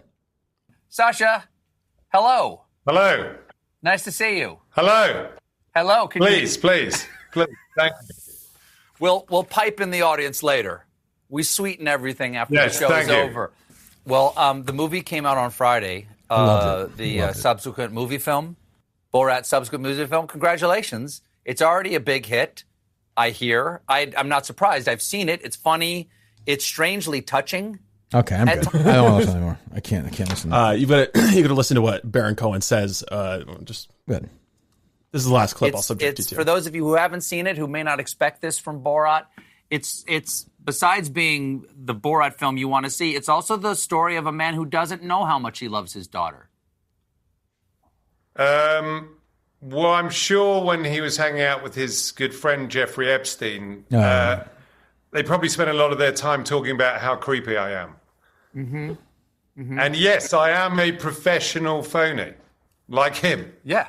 And I interviewed the president many years ago. And he tells the allergy story. What was that? That was it? That's his thing? Yeah, it was like a 10-minute interview. Oh. And he's just like low energy, not funny at all, deadly serious, like it's the worst when comedians staunchly become anti-Trump. serious. And I don't know, why are they still doing this by Zoom? Like, can you go there? Can't they be socially distanced in a studio? Yeah, I mean, a lot of shows are doing that now. Yeah. That's weird. Yeah, I mean, Is maybe Colbert insisting on not being there? I don't know. Was he? I mean, Sacha Baron Cohen, he just got done running around doing all the filming. He doesn't really give a shit. It's obviously in America right now promoting the movie. I would imagine, right? I would think so. I mean, I'm sure he lives here. I have no idea. Yeah, I don't know. Who knows? Jesus. Anything else or no? No, that's all I have for sound. All right. Let's talk about movement watches. The great movement watches. Which, you would think would start. We'll take a couple of calls too, Steve. If you want, line them up. We'll take a few and get out of here. I don't want to take 20 of these tonight.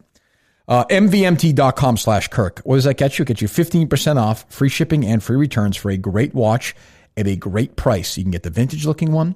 You get a brand new looking. And again, they look like, I'm telling you, I have one. I get another one here soon. They look like $400, $500, $600. They're $95. If you're a guy or a woman, you want to have a nice watch, you want to look good for an interview, which you have to do still even on Zoom right now, or when you're going to go back to work, which is going to happen, or just to have one. It's nice to have. And they're also very simple. It's kind of nice simplicity of putting your phone down and walking around and actually looking at your watch to see what time it is and not looking at it for emails and fucking texts and watching videos and all that stuff. Classic timepiece, and it looks great while you're wearing it. When the guys who started know the deal. They were underground, crowdfunded startup. Understand living under a tight budget. They had to do as well. A couple of college dropouts wanted real quality products for everyone. They understood. And now they've sold over 2 million watches. Join that revolution. Join the revolution. The movement. MVMT.com/Kirk. 15% off today. Free shipping and free returns /Kirk. MVMT.com/Kirk. Steve, do you actually have to go to the bathroom or no? Yeah, I could go pee. I'm going to go first, then you may go. Let me know if the other great thing about movement watches is they're not going to spy on you. I'm not going to send a whole bunch of information back to their Silicon Valley masters about your blood pressure, your pulse rate, that kind of thing. Because that's what they're doing. They're spying on you. All right, we're on still? All right. Are they loaded up, by the way, Steve? All right. I have a question for you guys. I'll ask Steve when he gets back. Do you ever, the way the bathroom is set up here is you walk down the hall. So once I get past the hallway, Steve can't see me.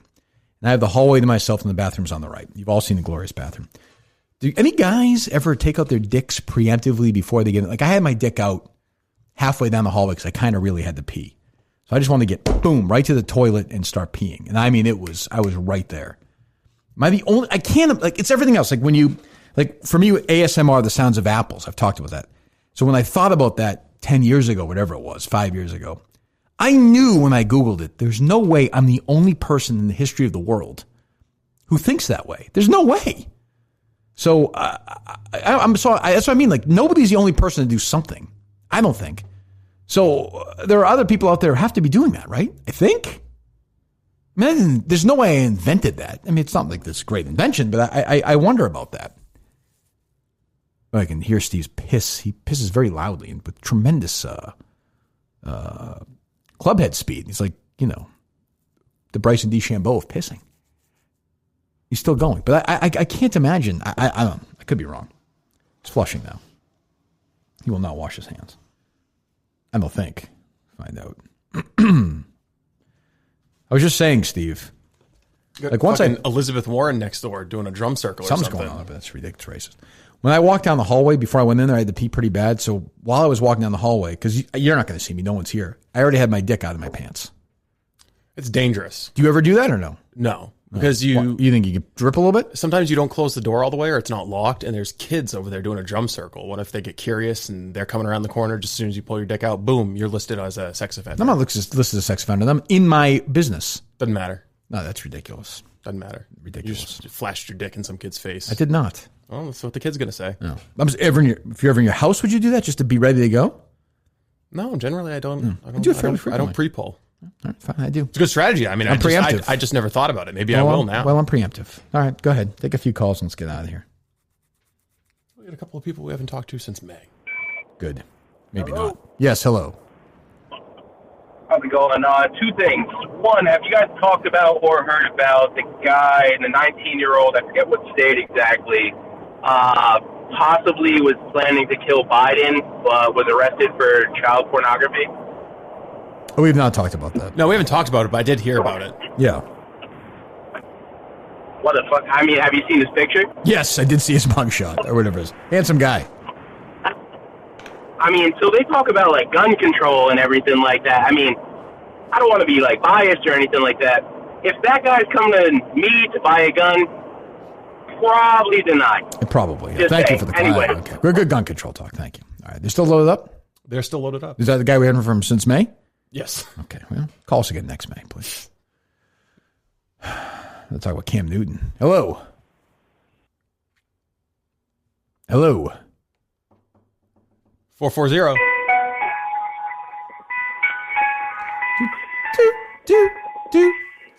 Somebody's fishing for an abortion. That's that's the Master's theme song, Steve. Oh, okay. Don't you dare. Thank you for playing that. Hello? Yes, thank you. I've already played it today, but thank you for playing that. I appreciate that. Okay, good call. Thank you. Great. Call us again in next May. Good. Still loaded up, Kirk. Steve? Still loaded up, Steve? They are. All right, hello. Yes, it's me. That's bullshit. Brandy Love won't back you up getting Bruce on the show. Am I happy about that? But listen, I respect her political ideology at the same time. True. And I'm not sure. Steve. I'm not sure she would have helped us a lot getting Bruce Springsteen on the show. I'm just saying. Go ahead, Steve. Yeah, but it's better than nothing. It's a blue check mark. And it's actually not. But is it? Is she actually a blue check mark? I thought so. Oh, good. Well, she deserves it. We love Brandy. Go ahead. So you want to ask me the question? Yeah. What's up? How is it going for the search for the lesbian war wagon? That's funny. The what? The lesbian war wagon? That's not fun. It's not funny. Love you guys. Goodbye. All right. See you. Some things are bigger than politics. Brandy is now battling with the Minifans on Twitter. We're going to get a note from the publicists or something that's going to say, yeah, we were all for this, but then we saw this weird feud with Brandy Love. Is this happening? I'm between Brandy Love is now fighting with Giri Mima on Twitter. It's really like a war between the paternal and maternal characters of the Kirk Minahan show. It's true. You have Brandy. I'm a Trump supporter as well, Brandy. But the man loves Bruce well before anyone gave a shit about politics. You're telling me you've never been drilled by a liberal before? Come on now. I don't give a rat's ass. That's kind of fun. I've sworn off every athlete, team, actor, etc. is publicly taking a stand with radical Marxists and against America. I'm sure as hell not going to support them, giving them a voice. If you don't get that, fuck you too. Some things are bigger than politics, like just supporting our constitutional republic. Brandy, they battle with Mima right now over this. 3 boobs between them and a lot of anger, I would say. Jeez. Man. Yep, she's not good. Not happy. Well, all right. Hello. 413, you're up. Kirky. What's up? How long are you hitting the ball nowadays? I'll tell you what. Stripe one, little downwind, tight draw. How far? I was talking to my brother the other day. I'm not hitting the ball far at all. I get my club head speed has got to pick up. It is not. Maybe it's because I'm getting older too. I don't know. I feel like I'm in reasonably good condition. I don't feel like I'm any weaker than I was, but I have no club head speed right now. Yeah, I mean, you're gonna have to bulk up. Speaking of DeChambeau, I don't want to do that what's though. Your take there? I hate you him. have the old man take of. I don't like him, but I don't like not golf. Him bulk. I don't care about that. I just don't. He's like, I don't mind that he's a dick. That's entertaining. But he actually seems like an actual asshole. But no, I mean but the game will change and they'll adjust to guys like him. And what always happens, whether they shorten courses or lengthen courses or whatever it is, and they'll figure that out. But DeChambeau could finish 42nd at the Masters. This idea he's definitely going to win is preposterous. Who's your pick? I'll be making my pick soon, but I'll also be making, I think, on the Foreplay podcast. So I'm going to be a guest with my guy Riggs in a couple of weeks. I think next week. Oh, look at you. Yeah. There you go. I'm not ready to make a pick yet. Gun to my head right now. Gun to my head. I think I picked John Rahm.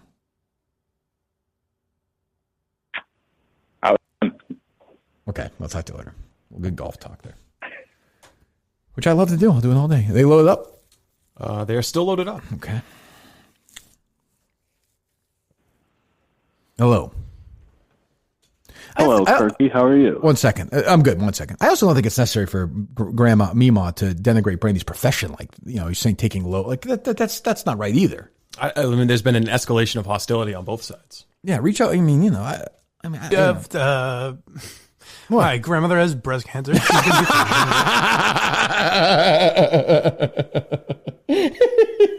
What's up? What's going on? This is Terry Shivo calling. Oh, hey Terry, how are you? I just wanted to say that if Blind Mike can't make it back, I thought I would be a comparable comparison. We have a very similar skill set. Talent-wise, comedically, I'm on the same level as him. I might have to tone it down a little bit, but yeah, pretty similar. I share a lot else in common with him too. My significant other dealt with me in a way that Blind Mike's significant other would like to deal with him. True. Okay. Well, yeah, no, I mean, do you have, now, Terry, obviously, famously, Blind Mike was put in the spot to do stand-up, couldn't do it. Do you right now have any jokes for us? No. Well, yes. Oh, good. What did the... shit, no. Well, all right, Terry. Well, okay. Talk to you later. No. No, not again. That was a funny joke. You're hired. All right, there you go. Good to hear from you, Terry. I didn't realize that she was still alive. It's wonderful. Hello. Good afternoon, Mr. Minahan. Good evening. Here. Well, afternoon here, so fuck off. Well, fine. Go ahead. I got a question for Steve, good old Lib Steve. Mm-hmm. They loaded up, Steve, by the way? They're loaded up. Liberal Steve, yes. Go ahead. All I'm seeing on the media is if you want to, vote for Trump, you're fucking racist. But what has Trump actually done that makes anyone a racist for supporting? That was 10 million times. Sorry, it's great. Jesus Christ. He had a meeting with Kanye. He did. Hello. Hello? Is this a Kirk-19? It is. Yes, it is. I suppose it is. It's me, Bruce Springsteen. I saw the hashtags Bruce Springsteen. Where? This is Bruce Springsteen? It is Bruce Springsteen. Oh. I can't believe Steve. Fuck that guy. Sounded like me. All right. Goodbye. Okay. It sounds like. What's going on there? It sounds more like Bruce than the other guy. Yeah. All right. One or two more. Hello. You've never heard Bruce on the phone. So. I have not. To be fair, I have not. Good evening. Yes. Hello. Hey, do you remember the Doc Emmerich weird laugh from like 4 years ago? No. Steve, look that up. Okay, thanks. Night callers are weird. Go look that up. I'll go to Google. Well, it could be one of those weird laugh. Could be one of those things that trended. I don't know. It was like a thing. Hello. Hey, what's up, Kirk? They're still loaded up, Steve. Is lunatic still want to talk? Hey. What do you want? Hey, Kirk. Oh, so the other day, I'm kind of thinking, what's the cringiest thing you've seen during this political season? And I'm teeing it up with a tweet from Chasten Buttigieg to Taylor Swift, and then it followed up with Governor Gretchen Whitmer followed it up Michigan, with song lyrics responding to his tweet, and then Pete Buttigieg followed it up with that. So that one's at the top of my list right now. Rough. What do you think is the most cringiest thing you've seen out of politicians this year? I mean, you got to go like. Was the Elizabeth Warren beer? Was that this year or was that last year? It was last year, but that was the primary. Yeah, it counts within the 20. I mean, remember that? I'm gonna get me up. That was rough. I will say the Mark E. Kennedy last time that you cried was good. That was solid. What about when commentators speak as they as their 6-year-old kids? Yes, that's always How's rough that too. make you feel? That's rough too. What did Cuomo say to Kamala? I'm going to get me a beer. Remember Cuomo said something weird? Was it Cuomo said, she's like, my pronouns are she. Oh, yes. He's He's like, mine too. Me too. Which he would never do now, ever. No. That was good. I have to say, anytime Kamala Harris laughs at herself, it's cringe. That 60 Minutes one the other night. She just cackles and cackles. And that's her way of either deflecting the question or killing time to think of something. Yes. Like that's her move. Also letting you know that she just told a zinger. Yeah, she loves her sense of humor. I'll say that. I'll say that. Those are good ones though. Thanks for the call. That's actually a good one. That's a good topic. I appreciate that. I'm trying to think of another potentially cringy. I mean, Trump's had some cringy press conferences around the coronavirus thing. Oh, yeah. Like cringy in a different way. Like Yeah, when you yeah. hear him talking about putting light into your veins or bleach or something, you're just Right, like, but he never. come on. Which was a joke. Yeah. Which definitely was not a joke, by the way. In no way. All right, still loaded up? They are. All right, let's go. Hello. Hey, Greg, how's it going? It's going fine. It's my birthday week. So, I mean, nobody's acknowledging that, but whatever. Happy birthday. Nah, fuck off. I just want to honor you in one of your great moments when I was watching on YouTube the other day. You were shitting on Theo Arnold for one of his calls on some baseball game. Mm-hmm. He was wicked over dramatic. He sounded like a psychopath, and you mocked him. It was hilarious. Well, thank you. But I also want to use this to say, where would you rank Trump?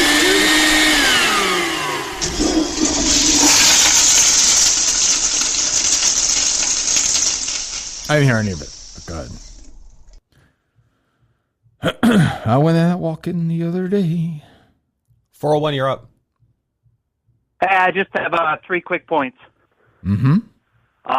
I want to compliment Steve on the great job he's doing as producer. He's really grown. Okay. So This I guy's want to trying say to fight kudos off to an him. abortion. Well, I would say, well, whatever. I mean, not a great day for Steve, but yeah, go ahead. I mean, just his intern. I know, not a good day to do Well, his it, intern but, let us down, the Bruce I thing, but it's fine. Steve is doing a wonderful job. He is. I also want to say I had a theme song for the callers. Dead Babies by Alice Cooper. Okay, point 3, which is we're getting closer, Hey, Steve. it's Chris. Hey, it's Chris visiting us from Rhode Island. All right, I'll hang up and listen. Oh, you made it. He made it.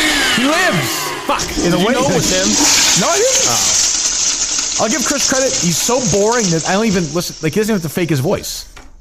All I know is he's the only caller who introduces himself with his job. Right, it's true. But he's like Dead Babies by Alice Cooper. I'm like, okay, I'm out. So, I mean, he's smart like that. Hello.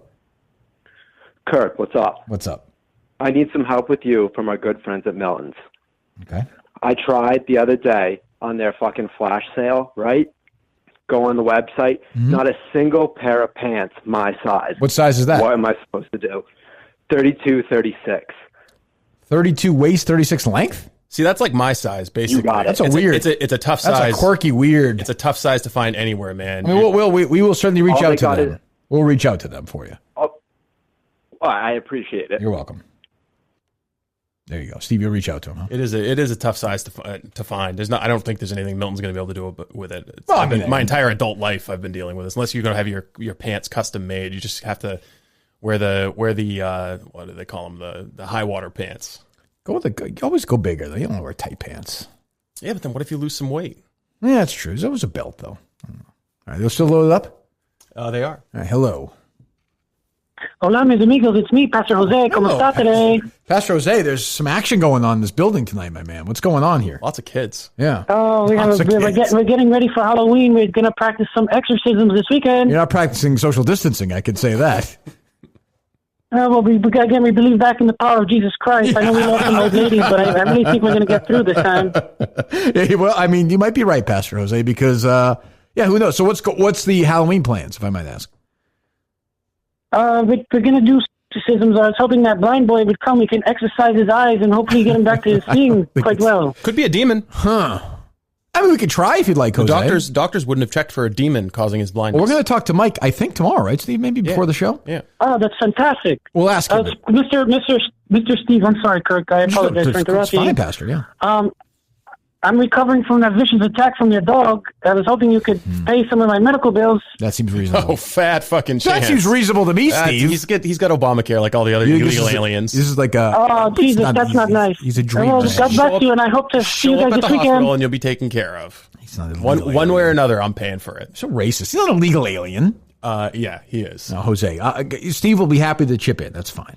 Thank you. Oh, that's fantastic. God bless you, Steve. Thank you for the floor as well. For the what? He paid for the hardwood floor for the church when he made that wonderful donation. That's right. That was nice. All right, Jose, we'll talk to you. All right, we'll take one more, maybe. Kirk. Hey, what's up? Hey, what's going on? We all agree, right? Lewis from New Hampshire. I've offering to eat the beans out of the toilet before I clean it in order to go to the show. Seems like you've been emailing Steve quite a bit. Been pretty persistent. I don't want to be a pain, but did you buy tickets? Did you buy raffle tickets? I did not. I will be honest with you. I did not buy any raffle tickets. It's a bold strategy. I mean, I don't. Why would you just buy one? I was planning, and then I smelled blood in the water. I felt the hook, and I'm being persistent. I'm being honest. I have not made any purchases of tickets. I'm happy to donate. It's the dumbest strategy I've ever heard in my life. Sure. Okay, I mean, so you're willing to eat hot dogs and beans out of a toilet to go to the live show? If that's what I have to do, I've made the pledge, and I'm willing to stand behind it. How about if Steve and I urinate in that bowl first? I'd prefer you don't. I prefer you don't. Could I get a flush? Could I get a flush right before I eat them? How about a drip, like a quick pee drip? Could do maybe a drop or two. Okay, all right, well, fine. Now we're talking. Okay, I mean, at least we're setting some. I mean, I'm willing, Steve. I said I'm willing to do whatever. And I mean, you have to eat an entire line yet. I'm close. An entire hot dog. And an entire hot dog and an entire full serving of beans, right, Steve? Yes. Yes. Bread or two or no? That's yep. I'm bread. willing. I think you have to have a roll on there too. Yeah, as we well. can throw in some bread. Yeah, I think you have to. Yeah. That's certainly not going to make me not do it. So. A fucking vomit. I mean, can you, do you have a history of eating? I mean, are you no, I actually don't have a strong stomach. I have nausea quite often. Actually, I take medication for, so I'm. You understand? But if you throw up, you're disqualified. That's not true. You just have to eat it. I'll hold it down. You got to eat it if you throw it up. That's the only. I mean, that's the thing. But that's it. Are we going to provide him with a throw up cup? What I'm saying is, if he vomits right in the toilet, yeah. Because you'll see some of the dogs and beans. You have to then eat the food, not all the vomit. That's reasonable, I think. Don't you, caller?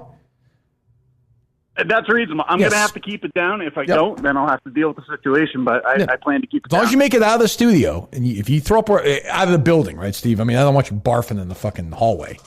But if you I would never disrespect the studio.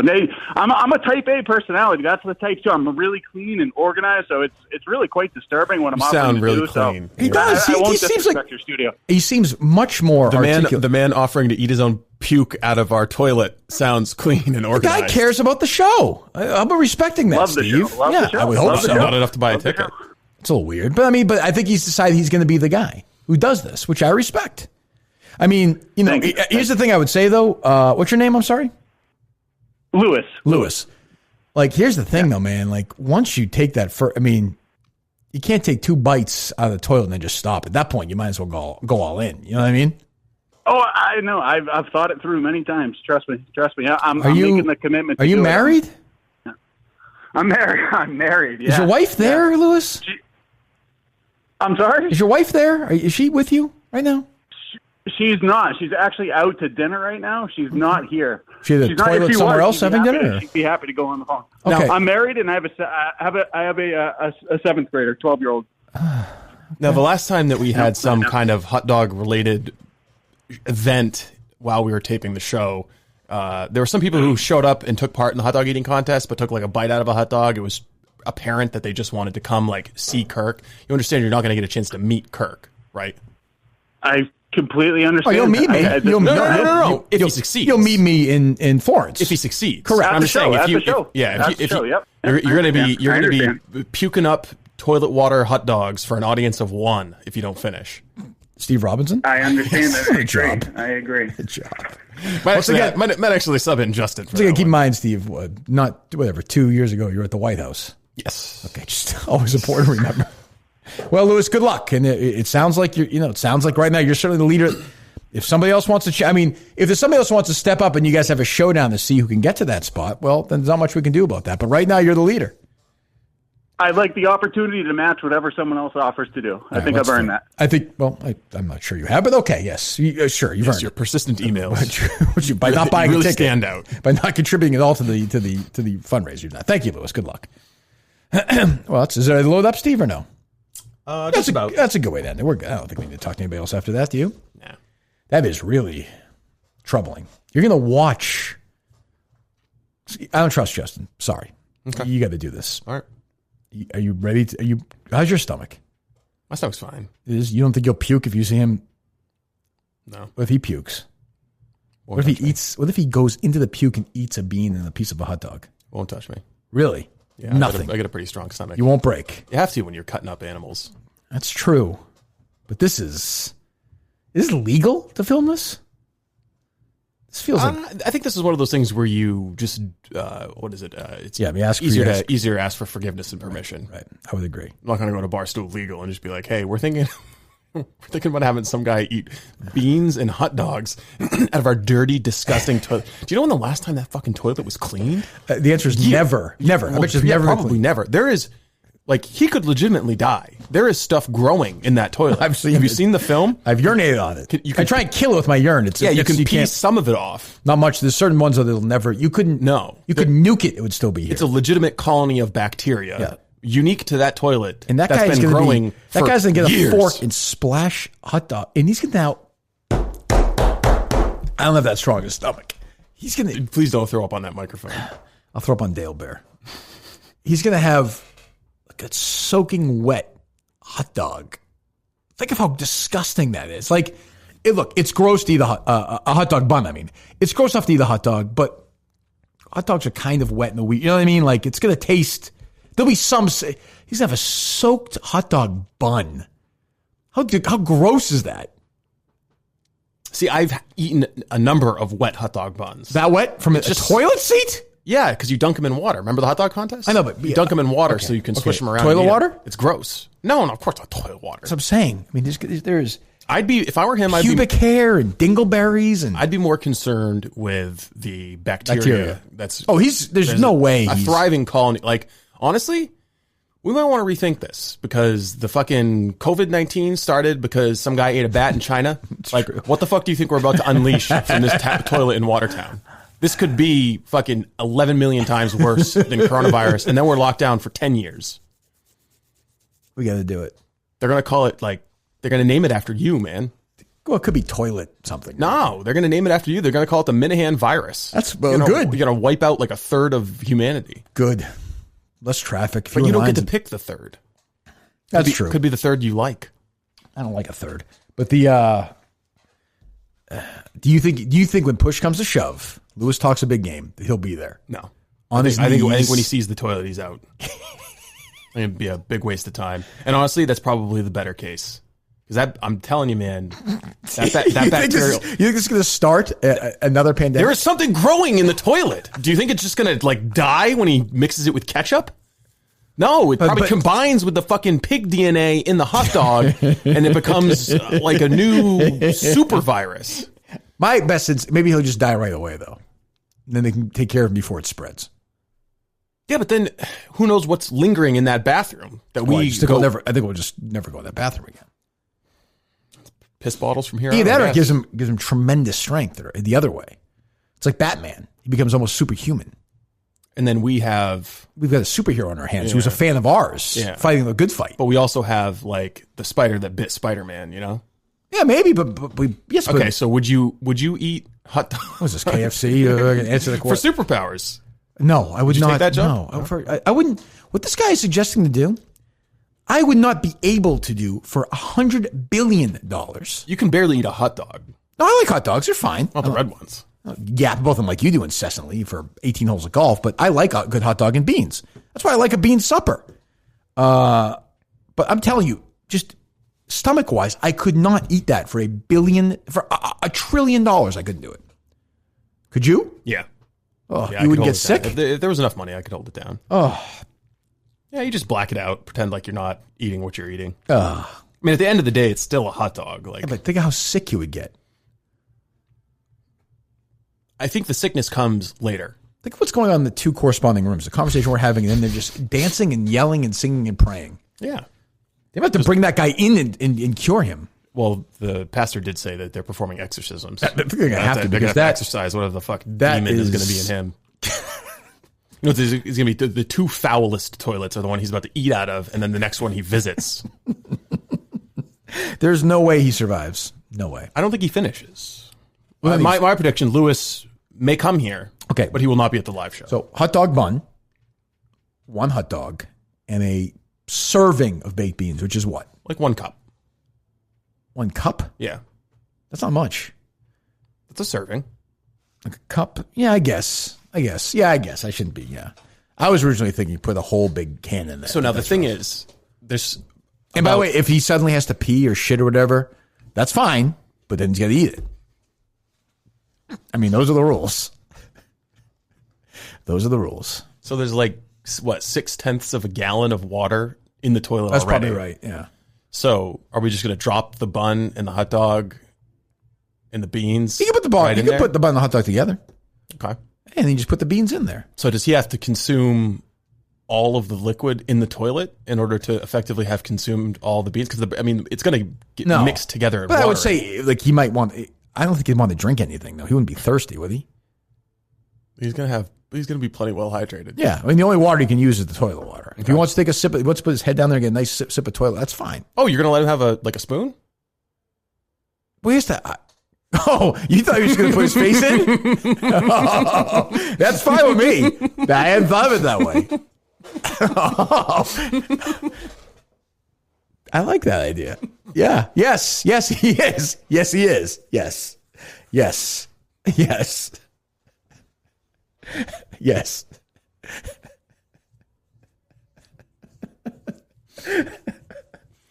You're drunk with power, Kirk. Is he going to say no? I get the feeling... I'll be honest with you, Steve, that feels quicker to me. A quicker death? Well, yeah, but just a quicker boom, eat. No, I just don't think you can get... I mean... He's going to have to come up for air. And he's going to have to literally lick the toilet to get the beans. Yeah. That's pretty good. And does he still have to clean? Because that was the original package. Yeah, when he's done, he's got to clean. Okay. Yeah. If he pukes, he's got to clean up. Well, if he pukes, he's out. You said he had to eat the puke. Yes, that's fine. Yeah. The food and the puke. But if he doesn't, if he pukes in here and just, obviously it's over. I don't care if he eats everything. I mean, he's going to puke. He said he doesn't have a strong stomach. The question is, does he have a strong enough stomach to eat the puke? That's, Steve, we'll end with that. That's the ultimate question. We'll talk to you in the morning. This was pretty reprehensible. I don't know how it can be anybody's idea of humor.